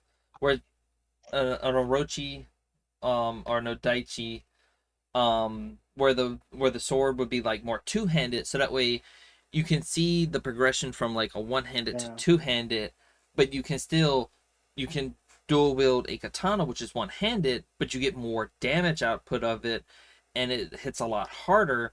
Whereas with a odaichi or a nodaichi, you have a nodaichi, and then you have one that's a little bit bigger, which is an 8 foot long sword. Which I don't know why the fuck you would need Ah, an 8 foot that long sword. They reminds were me. horse cutters. They were God. basically horse cutters at that point. Um, Oh my gosh. So just but where you sorry. can one hand those, they go slower, but you still get the same damage output. Way back in the day when I was still in college, I had a nearly 7 foot no daichi on my wall. It Yeah, was no awesome. one needs something like that. Not in combat, but like in a medieval or like a Well, mythical type thing. here's the Yeah, thing. that would be I awesome. had I had been the victim of home invasion twice. I said, and I Fair. don't like guns, and I don't like guns, so I said, fuck this. And it wasn't, I don't want to say real because it's unrealistic, but it was it was something that you could have used and it would have just broken in half. It was I paid enough so that it could have fucked It would somebody hurt, but it up. wouldn't kill. It would No, maim, no, but no, not it kill. definitely would have killed. My point is, it wasn't Oh just shit. ornamental. It was razor sharp. It was fucking. It was real forged like it was meant to be used. It was battle ready, basically. So I think I paid like 1,500 for it. God damn. But yeah, something like that though. I've got Drago's scythe put in my house. It was a present from my brother to my mom as she financed the dude or fancied the dude. So that's what I was saying. Like you would have, obviously, you would have certain. Also, we need more weapon options in RPGs in general. Not just Totally agree. you get a long sword or like a bastard sword, long sword, and then you get like daggers, and then on the what was it? You get a mace, a axe, and a sword and a dagger for one handed, and for two handed you get great sword, warhammer, and war axe. Ooh, give us more. Like Yep. I want to be. So this is gonna sound so fucking stupid. I want to play a role where I have a scythe walking around in like a full on cloak like a mage with a scythe using cold magic. The scythe as a one-handed weapon, but it's two-handed with the ability to use it as a one-handed weapon and look like a grim reaper just walking onto the battlefield launching ice attacks everywhere, like fucking slicing people Oh my God. across with Wait. a scythe and just like going fucking badass Oh, reaper style. Neko, you have to one of these days. We're really gonna have to watch Adventures of Baron Munchausen because what you're talking about, the Grim Reaper shows up, full on skeleton, black cloak, freaking two-handed scythe. It was awesome. But like I want because that would give you more playstyle options. Scythes are small a lot of the time in games. Why? They're sick as fuck. Well, okay, you have a scythe and then you have a sickle. Sickles are a lot smaller. Scythes are Thank you, usually about 5 to 6 foot tall with that extra hand holding item on the side of it to give you that massive range with it. But I want to have yeah, it where it's like a death scythe because a sickle is usually for like doing wheat and everything, and it's like I think it's what the stick part of it or the handle part or the um hilt part is like what a foot long maybe, and the blade is like a foot yes. long usually. Thank you for thank you for making that distinction. Yes, Welcome back, Jace. sickles are one-handed farming tools Mm-hmm. that are basically a straight, maybe 10-inch to 1 foot long stick with a curved blade, and then size are the two-handed, much longer ones with usually with a kind of a mid grip. Um, Yeah, and I don't like when games call a sickle a scythe and a scythe a sickle because like they don't know what the fuck they're talking about. Exactly. That's the one thing that pisses me off about video games. Like, if it's a scythe, let it be a scythe. If it's a sickle, let it be a sickle. That's a Because like personal pet peeve of mine. the sickle I'm thinking of is the one that you see on the Russian flag, if I remember correctly, where you have Hmm. the circle, but you also have one that is used by, like, I think it was in Europe during the Renaissance era, which was almost like a right angle type scythe, sickle, and it was literally protruding out the side, almost like the letter R, where it was you had the handle part or the hilt, and then you had the blade that came out perpendicular to it, and they would just like cut the stuff down like that. One is to reap Exactly. the souls of the wicked, the other is for gathering. Also, I mean, gardening. hey Jace, God, welcome back. God damn it. Yeah, so scythe blades are pretty straight. There's only a slight bit of curve to them sometimes. Well, Sickles, the I'm one-handed thinking ones, they of. Sorry.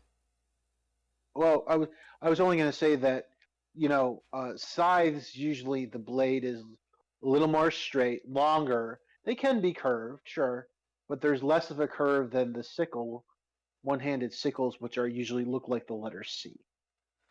Well, the thing is, you have in Japan, if I remember correctly, there were certain ninja tools that it was a it almost looked like a scythe, but scaled way the fuck down to like a 1 foot scythe effectively, but it was called a sickle, but it also had a ball and chain on it where you could either throw the sickle or you could throw the ball at someone and hit them and grab them, pull them to you, almost like the warrior ability. Fuck me, what is it called? What is it? Grappling chain, where you would throw the ball and chain part at the enemy, pull them to you, or pull yourself to them. If they're a lot heavier, you could pull yourself to them, and then you would attack them with the sickle, in the sense of where it would attack them, or it's almost like a scythe, but again extremely scaled down to like a 1 foot by 1 foot hilt with a 1 foot blade. Okay, and Jace just took the words out of my mouth. As the Grim Literally Reaper wield about to scythe say that that. also turned into a sort of Um, whip. It was really cool. Not gonna lie. That's because Shinobi developed from disgruntled farmers trying to get around the armies of the exactly. feudal lords. And that's what I'm saying. That's the sickle I'm thinking of. But I know you also do have the sickle that it looks like a C, and then you have another one where it almost looks like a dagger, but it's like kind of tilted a little, like it's angled off put, Yeah. and Like Jace is saying exactly what I was about to say. All kunai those knives, for various, example, aren't knives; they're digging spades. Yeah, they just yeah, all shaped them a those, little bit differently over time. yeah, yep. Also, Took the words out of can my we mouth. please have throwing weapons? Don't let them Yeah. be under one-handed or two-handed. Put that under like archery or something like what is it? No, not mage. I think it's under rogue, where they have like the it's under the poison one. Yeah, the throwing blades. Like rogues could have like throwing blades under, like, say put that under either maybe one-handed or put it under like archery, because archers sometimes will use bow and arrows, but if they run out of arrows, they sometimes have blades on them that they can throw at enemies and then pick them off the corpse. I'd be cool with that. Or slightly modified. They remained that way so they would be easier to hide in plain sight. Improvised weapons, give them to me. What's up, daughter Earwig? Interesting name.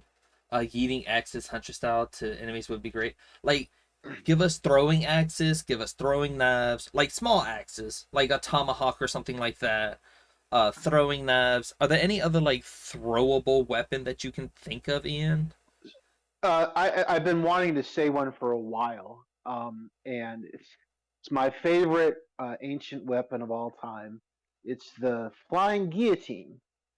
I don't know if I talked to you about this once. I don't know this It one. I was a need to real hear about this weapon. one. It sounds funny. It was a real weapon. Not a lot's known about it, but since decapitation is already a thing, it basically. Oh no, I was telling Jace about this, Because and I'm I think thinking of he's a big familiar. ass guillotine being thrown. That's what I'm thinking of. No. And that Okay, doesn't so sound right. it's basically okay. It's basically think of basically the size of I'm blanking on it. I know this. A what did I say? Um, what's Chakrams? Xena's chakram? Thank you. Also, Blanked we on the need word. chakrams. We need fucking chakrams. Yes, yes. So it's the size basically of a chakram, and it but also has a and it's razor sharp on the inside with the ability to close like an iris, and that on a long rope or string, and then you're able to it's weighted so you can throw it 10, 12, 15 feet, but also it has a little cloth bag attached to one side of the ring. This is a real thing. It would be thrown from above or from a distance over someone's head. They'd pull pull, and it would close and would decapitate the person. The head would Ooh. go into the bag, and then they could have the head and send it delivery to whoever they wanted to scare with proof that they killed the person. Or if you had So to that's take the head back to, like, say, Whiterun and say, here's the head of yeah, the yeah. leader of the bandits, and just plop it on the So it table. was called the flying guillotine. I've always wanted to see that in a game. Also, I just want to say one thing. From Kingdoms of Amalur, we need those type of chakrams where you can just launch them Yes, bitches and yeah. use magic to bring them back to you. A Um, throwable bear trap? No. No. what We're not else? throwing bear traps at people. Like I think grenades, grenades, smoke bombs. I don't know about grenades, but if we're talking now, I will agree if we do something in the same vein that Assassin's Creed, I think it was Brotherhood and Revelations did, I would be down for that.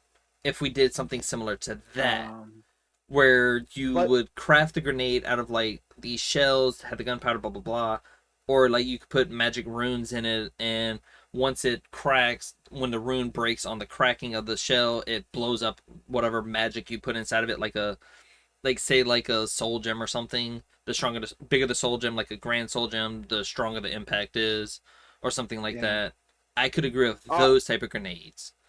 I agree with Nazgûl being as well. Molotov cocktails are Oh good. yeah, give Another rogues thing, a Molotov and give yes, like grenades to like warriors though, I like a think that battle as a mage. I'd rogue, fuck as with a that. stealthy rogue, you should smoke bombs. Yes. Um, I think also, I've never liked how they're incorporated into Dragon Age, but I think caltrots could find a place somewhere. They don't seem to do anything Um, in Dragon Age. Hear me out. Instead of having like Caltrops like the way they do it in Dragon Age, make it like a rune that you set down. Like that way you can incorporate um a mage into that way, like you can have um like a mixture of like a mage type rogue where they use like illusion to turn invisible, use like runes on the ground or like a sigil on the ground that causes like the earth to come up like caltrops, and it like spikes the enemy when they walk across the rune. But the rune can have like say um it'll activate so many times for so many enemies that walk across it. So say like 3 activations for 3 enemies that walk across it. Right. So if one enemy gets stuck in it, it'll stay in that enemy and the rest of them will go back down. If another enemy walks across it, they get spiked and they get stuck, and say like they get like a paralytic effect on them. And then like if a third enemy does it, it spikes them, and then the spikes will disappear out of all 3 of them once either three enemies walk across it, or say like after like say 60 seconds that the first enemy is there and it resets for every enemy that walks across it for an additional 30 seconds. It adds an additional 30 seconds for another enemy to walk across it. A tripwire spell, And basically. Yeah, sort of like a tripwire spell. and yeah, in fact, what on that note, uh, Ordinator for Skyrim does a great job. I don't really use it myself, but I can see how it'd be a lot of fun under the stealth tree to have tripwires and then oil slicks, etc., Ooh. tied to being in stealth. If I can change up gears just a little bit, one of the I was telling you that just finished the anime where it's a master assassin reincarnated as in from our world in a kind of swords and sorcery medieval world, and he has the ability using magic to make guns, which Mm-hmm. reminded me of the autocannons from Ordinator under dwarven smithing. If you're good enough with smithing, you can make guns. And I thought, well, that's kind of out of place. But then I thought, actually, yeah, I can see, You have they dwarven were technology, so it does make sense. exactly. So, like, how would you like to see something like um, the ability to craft guns, uh, uh, rudimentary guns Okay, incorporated? so hear me out. The same way they did the quote unquote lightsaber, the tonal blade, I think is what it's called. Yeah, Oh, the tonai blade or tonal blade, I forget how to pronounce it. But instead of having something like that, if they put it in a way like a stave, I feel like those are basically guns in a way because you launch the magic from a staff, if you will.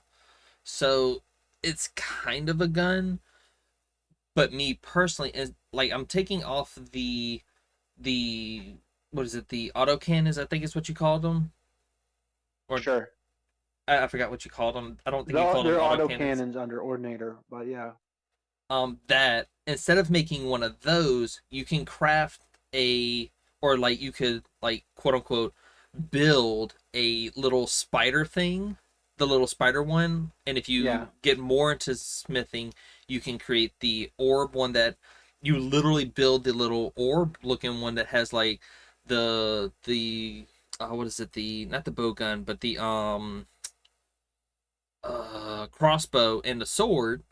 And then if you get even more proficient with smithing and going down that tree and that or that branch of the tree, the skill tree, you can create a centurion at level 100, and it follows you as a follower. But you can either make one of those, vice versa, or you can make two of the orb looking ones, or you can make like four of the spiders to follow you, but it doesn't count on your summoning limit because you're actively building these things to follow you.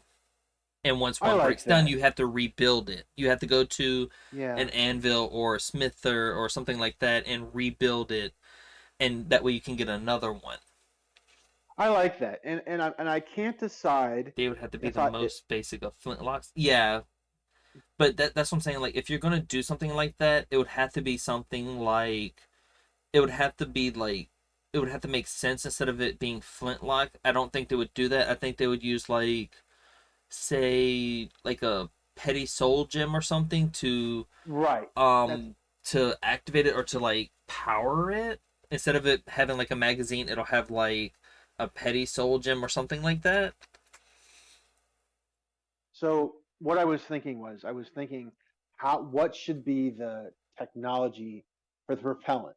Should it be something along the lines of, hey, you're like level Something like 75 or even Codsworth. level 100 in alchemy so you can make black powder, or should it be more of a kind of a magnetism railgun kind of, cause, which seems more in line with a tonal architect using resonant, like the harmonies, the electromagnetic spectrum Mm-hmm. to propel something. I think I would go more along the lines of a magnetic gun than I would kind of gunpowder.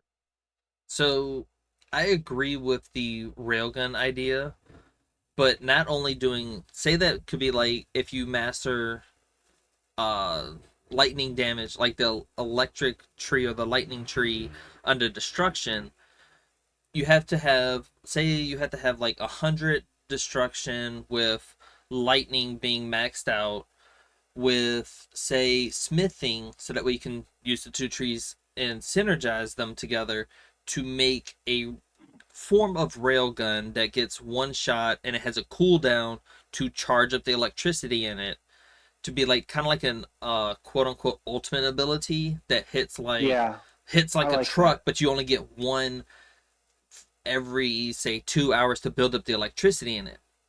Yeah, I really like that. Kind of like the Gauss rifle from Yeah, the Gauss rifle. Yes, I yeah, would agree with that.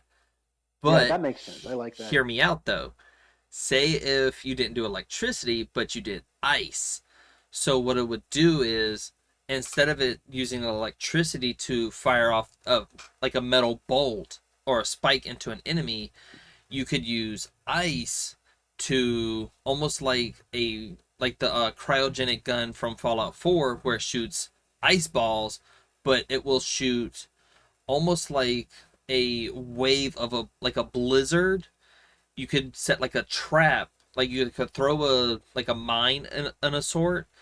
You throw a mine out into the field, and if, say if you attack it with like a ice bolt or something like that, like a little ice shiv or something, and it blows up and it does a blizzarding effect in that area, and it freezes anything within like say 3 foot radius of it.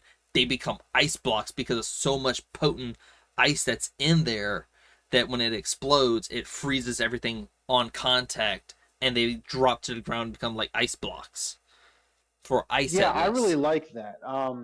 Another And thought I is guess for fire you could do like a landmine type thing, again same thing as like with ice, but it would cause them to almost melt, like almost like a lava bomb, if you will. so. um, That's what I Sorry. was thinking of, at least for fire or something like that. Yeah, okay. So here's what I'm thinking. I think that those are more ammo types versus what the technology behind firing the gun. I agree with all of that. But I think to be able to fire the gun in the first place, what I'd like to see is like because I think ice and electricity mastery is important because for a real world superconducting magnet to make a railgun, you need to have it super chilled. You need to have the magnet be extremely cold. That's how superconductors work. And then literally with enough electrical power, uh, you fire it off. So I think to fire the gun, you need level 70. So, okay, let's say this. Say, and the last part of what I want to say is, I think you want to be expert level smithing to make the ammo. So what I would propose is you need level 75 in destruction. Let's say maybe 100 in destruction, but also level 75 at least, if not 100 in smithing. And an ability to combine your expertise of ice, electricity, and then to make the ammo, because we don't really know of any magnetic. I mean, we know what's magnetic in the real world, but to have that knowledge in a game like this, you need to be a master metal worker to make the ammo. So if you meet those requirements, you can build a powerful an electricity weapon that uses your understanding of magnetic materials to make the ammo. I think that's how it should be done. So hear me out. To piggyback off of what you just said, if we say hypothetically we could incorporate fire into it so that way you have all three. Because this sounds like it would be Sure. like an ultimate weapon type thing. Yeah. Use the Yeah. smithing to create the weapon, lightning to power it, ice to keep it cold, and fire using a plasma form of fire and ice together to make plasma attacks coming out of it. Oh. Okay. Yeah, I like that. So, So it okay, would be yeah. like So, almost like a isn't plasma like the plasma I'm thinking of is like more molten plasma where it's like a well, liquid type plasma. Is that a thing? Or am I plasma is making something a that's state of. completely fake? Wait, what's this? You probably remember watching my brother play. Called Blood a while ago, Ian, but it sounds Um, to me like an alt fire. no, The I don't think I napalm ever launcher saw in the that. game has a normal fire that No, shoots a I napalm I think I fireball, must have which missed that. Sorry. Um, I don't think I was there for that. But I don't know that one. plasma is just it's a it's a state of matter where energy is basically it's okay. Is basically it's just pure energy. Um, and I think what you're thinking of is lava, Neko. Well, I'm trying to figure out a way to incorporate fire into like having Well, I like your the idea lightning, fire, because and ice using smithing like a synergization or right. synergy between smithing and destruction trees, having How a about synergy this? between them to make a quote unquote ultimate weapon. Right. How about this? You need to be an expert of all three forms of magic in order to get the forge hot enough to make to smelt the material into an ingot to make the weapon. I could live with that. Using fire magic or like using the Yes. fire magic to heat up the forge hot So enough to exactly. make the metal actually melt down into what you need That's what to I'm thinking. craft Yeah. the railgun, quote unquote. It basically needs to be as hot as Mount Doom in Mordor in order to, to melt the One Ring. I was about to say I don't know the reference, Oh, unfortunately. that's right. Sorry, my bad. Uh, That's as soon that's as for you you, said the Jace. when you said Mordor, that's when I knew what you were talking about. When you said Mount That's Doom, I that's was like, I mainly don't know for what you're talking Jace. about. My bad. That's for Jace. Jace will get that. Lord of the Rings, I know that one for Mordor. Um, but yeah, something like that where you have to superheat the forge, regardless of what forge Exactly. you're at. But you have to physically hit it with fire magic before you start crafting this quote unquote railgun, if you will, to hypercool it with ice magic, to use the lightning magic to effectively shoot this metal spike out of a quote unquote railgun that you get from smithing it. Oh, another thing, and this is a random idea. It has to Nice. be powered Nice. by. So again, we're saying this is going to be like an ultimate attack, right? It's got to use a Uh, grand soul gem or a black soul I gem, was one or the literally just other. gonna. I was gonna say it uses like 8 grand soul gems or whatever, or just a number of grand soul gems. You read my mind there. Yes. So hear me out. Hear me out on this. Instead of it using it to craft quote unquote bullets or spikes, you use a grand soul gem, regardless if it's filled or not. Or if it's filled, it does more damage. But if it's unfilled, it does less damage. But you break down a soul gem and turn that into your quote unquote bullet. Yeah. You know what? I just had another idea. Say But you okay. would Say have to we have say enchanting in order to know how to break down a soul gem in order to make it into this like spike to hit an enemy with it. perfect. So say as a member of the Dark Brotherhood, you do all this. Mm-hmm. If you use a black soul gem, it does 10% more damage. The only I don't know how I feel about a black soul gem doing more damage than a grand soul gem because they're Well, basically equal. It's just one harnesses a human soul, whereas one harnesses a creature soul. There's okay, no how real about like this? difference though. Sure. Well, how about this? Say, um, say only for how do I do? Okay, say you become listener, right? Mm-hmm. And in the course of only in the course of doing missions for the Night Mother, anyone you kill and put in a Black Soul Gem, that does that want only those Black Soul Gems, but it has to be your target as assigned by the Night Mother. Then she blesses it, well, Sithis blesses it, and that one round does 10% more damage. So instead of it, okay, hear me out. Instead of it being a Black Soul Gem or a Grand Soul Gem, you can take either one and turn it into a Sithis Soul Gem. There you go. Yeah.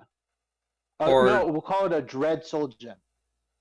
I'm just kind of like spitballing a name for it, but like Sure, it sure. would No, be no, a I like that though. Sithis Yeah. enchanted soul gem Yes, where yes. A Sithis blessed Soul Gem. Yeah.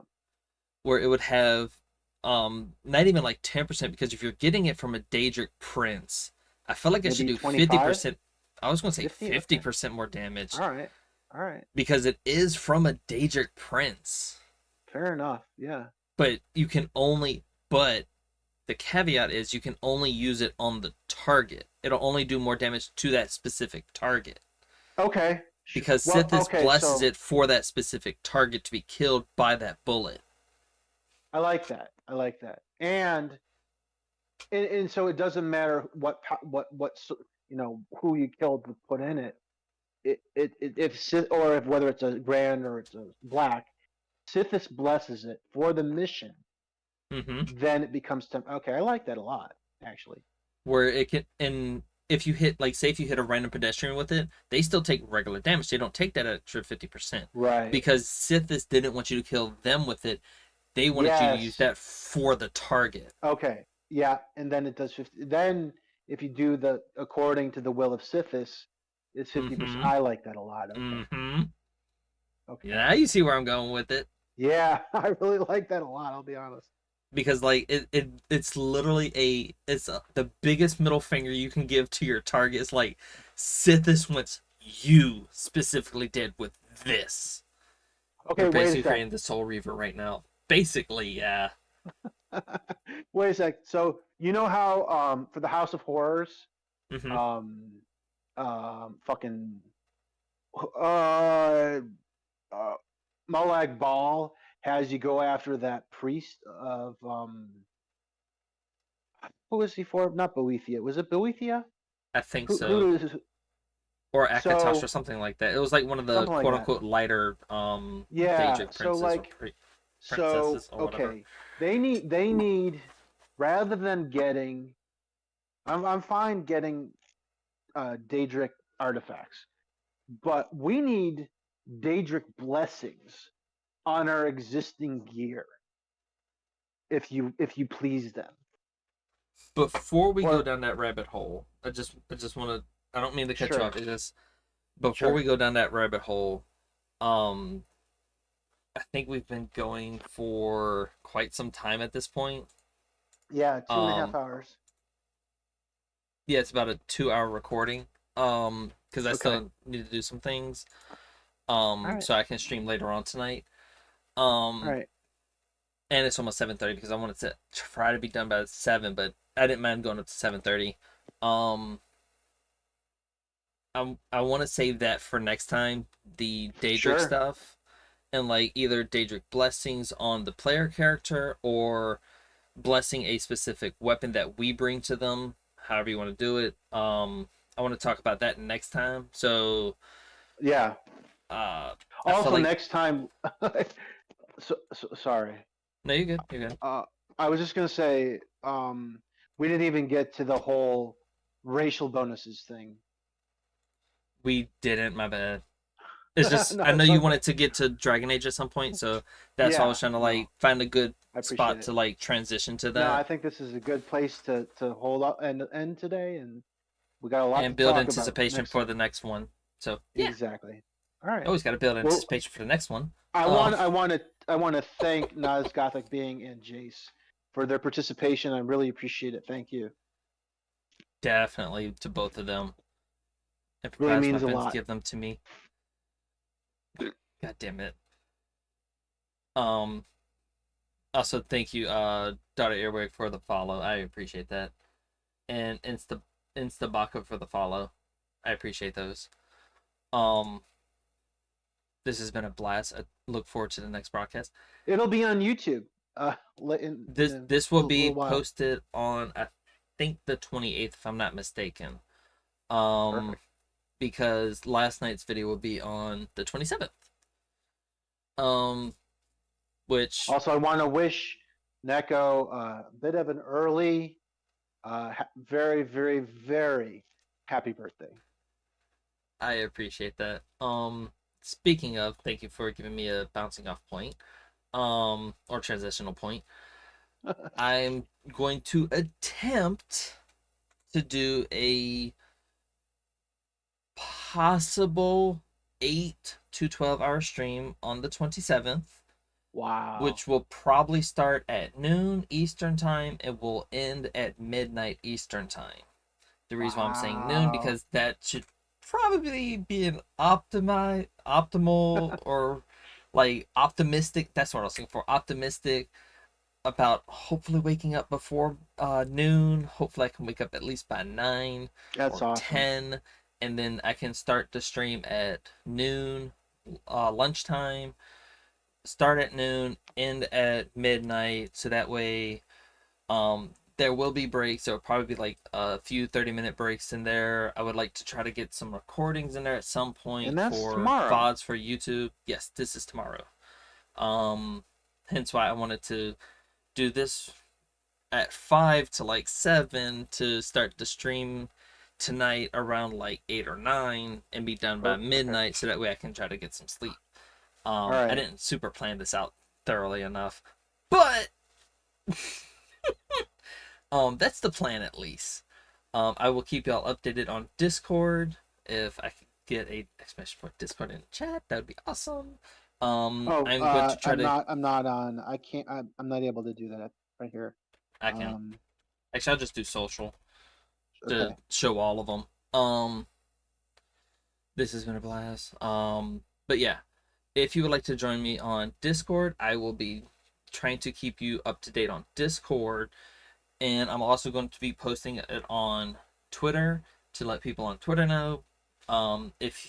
If you know any Discord channels that you are part of that don't mind you doing a self promotion, I would greatly appreciate you doing a promotion for me on them to let people know that I will be doing a long ass stream tomorrow. It's been a pleasure talking to everyone tonight. Happy early birthday to you, Neko. What is the rare parrot? I just don't. Okay, I see it now. I don't see it on my phone, but I see it on the PC though. Also, also Nas Gothic Bing. Thank you again. I know it's. I know it's super late for you. Thank you for being here for this. I really appreciate it. And that's the other reason why I want to start at noon, so that way people potentially in other time zones can actually be able to join in whenever it's more convenient for them. Again, I just want to say thank you. Don't worry, I've got a wonky sleep schedule. Anyways, we all do. Don't we all? God, We all we do. all. I just want to say this real quick. I'm going to be posting on Twitter and Discord more updates the closer it is to it, to when I start the stream tomorrow. If you know anybody's Discord channels that you're part of that they don't mind you doing self promotions or promotions for other people, I'd greatly appreciate it if you could do a promotion on there for me. I'd greatly appreciate it. Um, if you need the link to my Discord, to my Twitch channel, it should just be like twitch.tv/Scrimsage Echo. Um, I'd greatly appreciate it. I will do more updates as it gets closer, but without further ado, I'd like to say thank you all for stopping by. Love each and every one of you beautiful souls out there. And as always, no matter what anyone tells you, you are valid, and you matter. Hope to see all of you beautiful souls next time. Love you all. And as always, peace and aloha.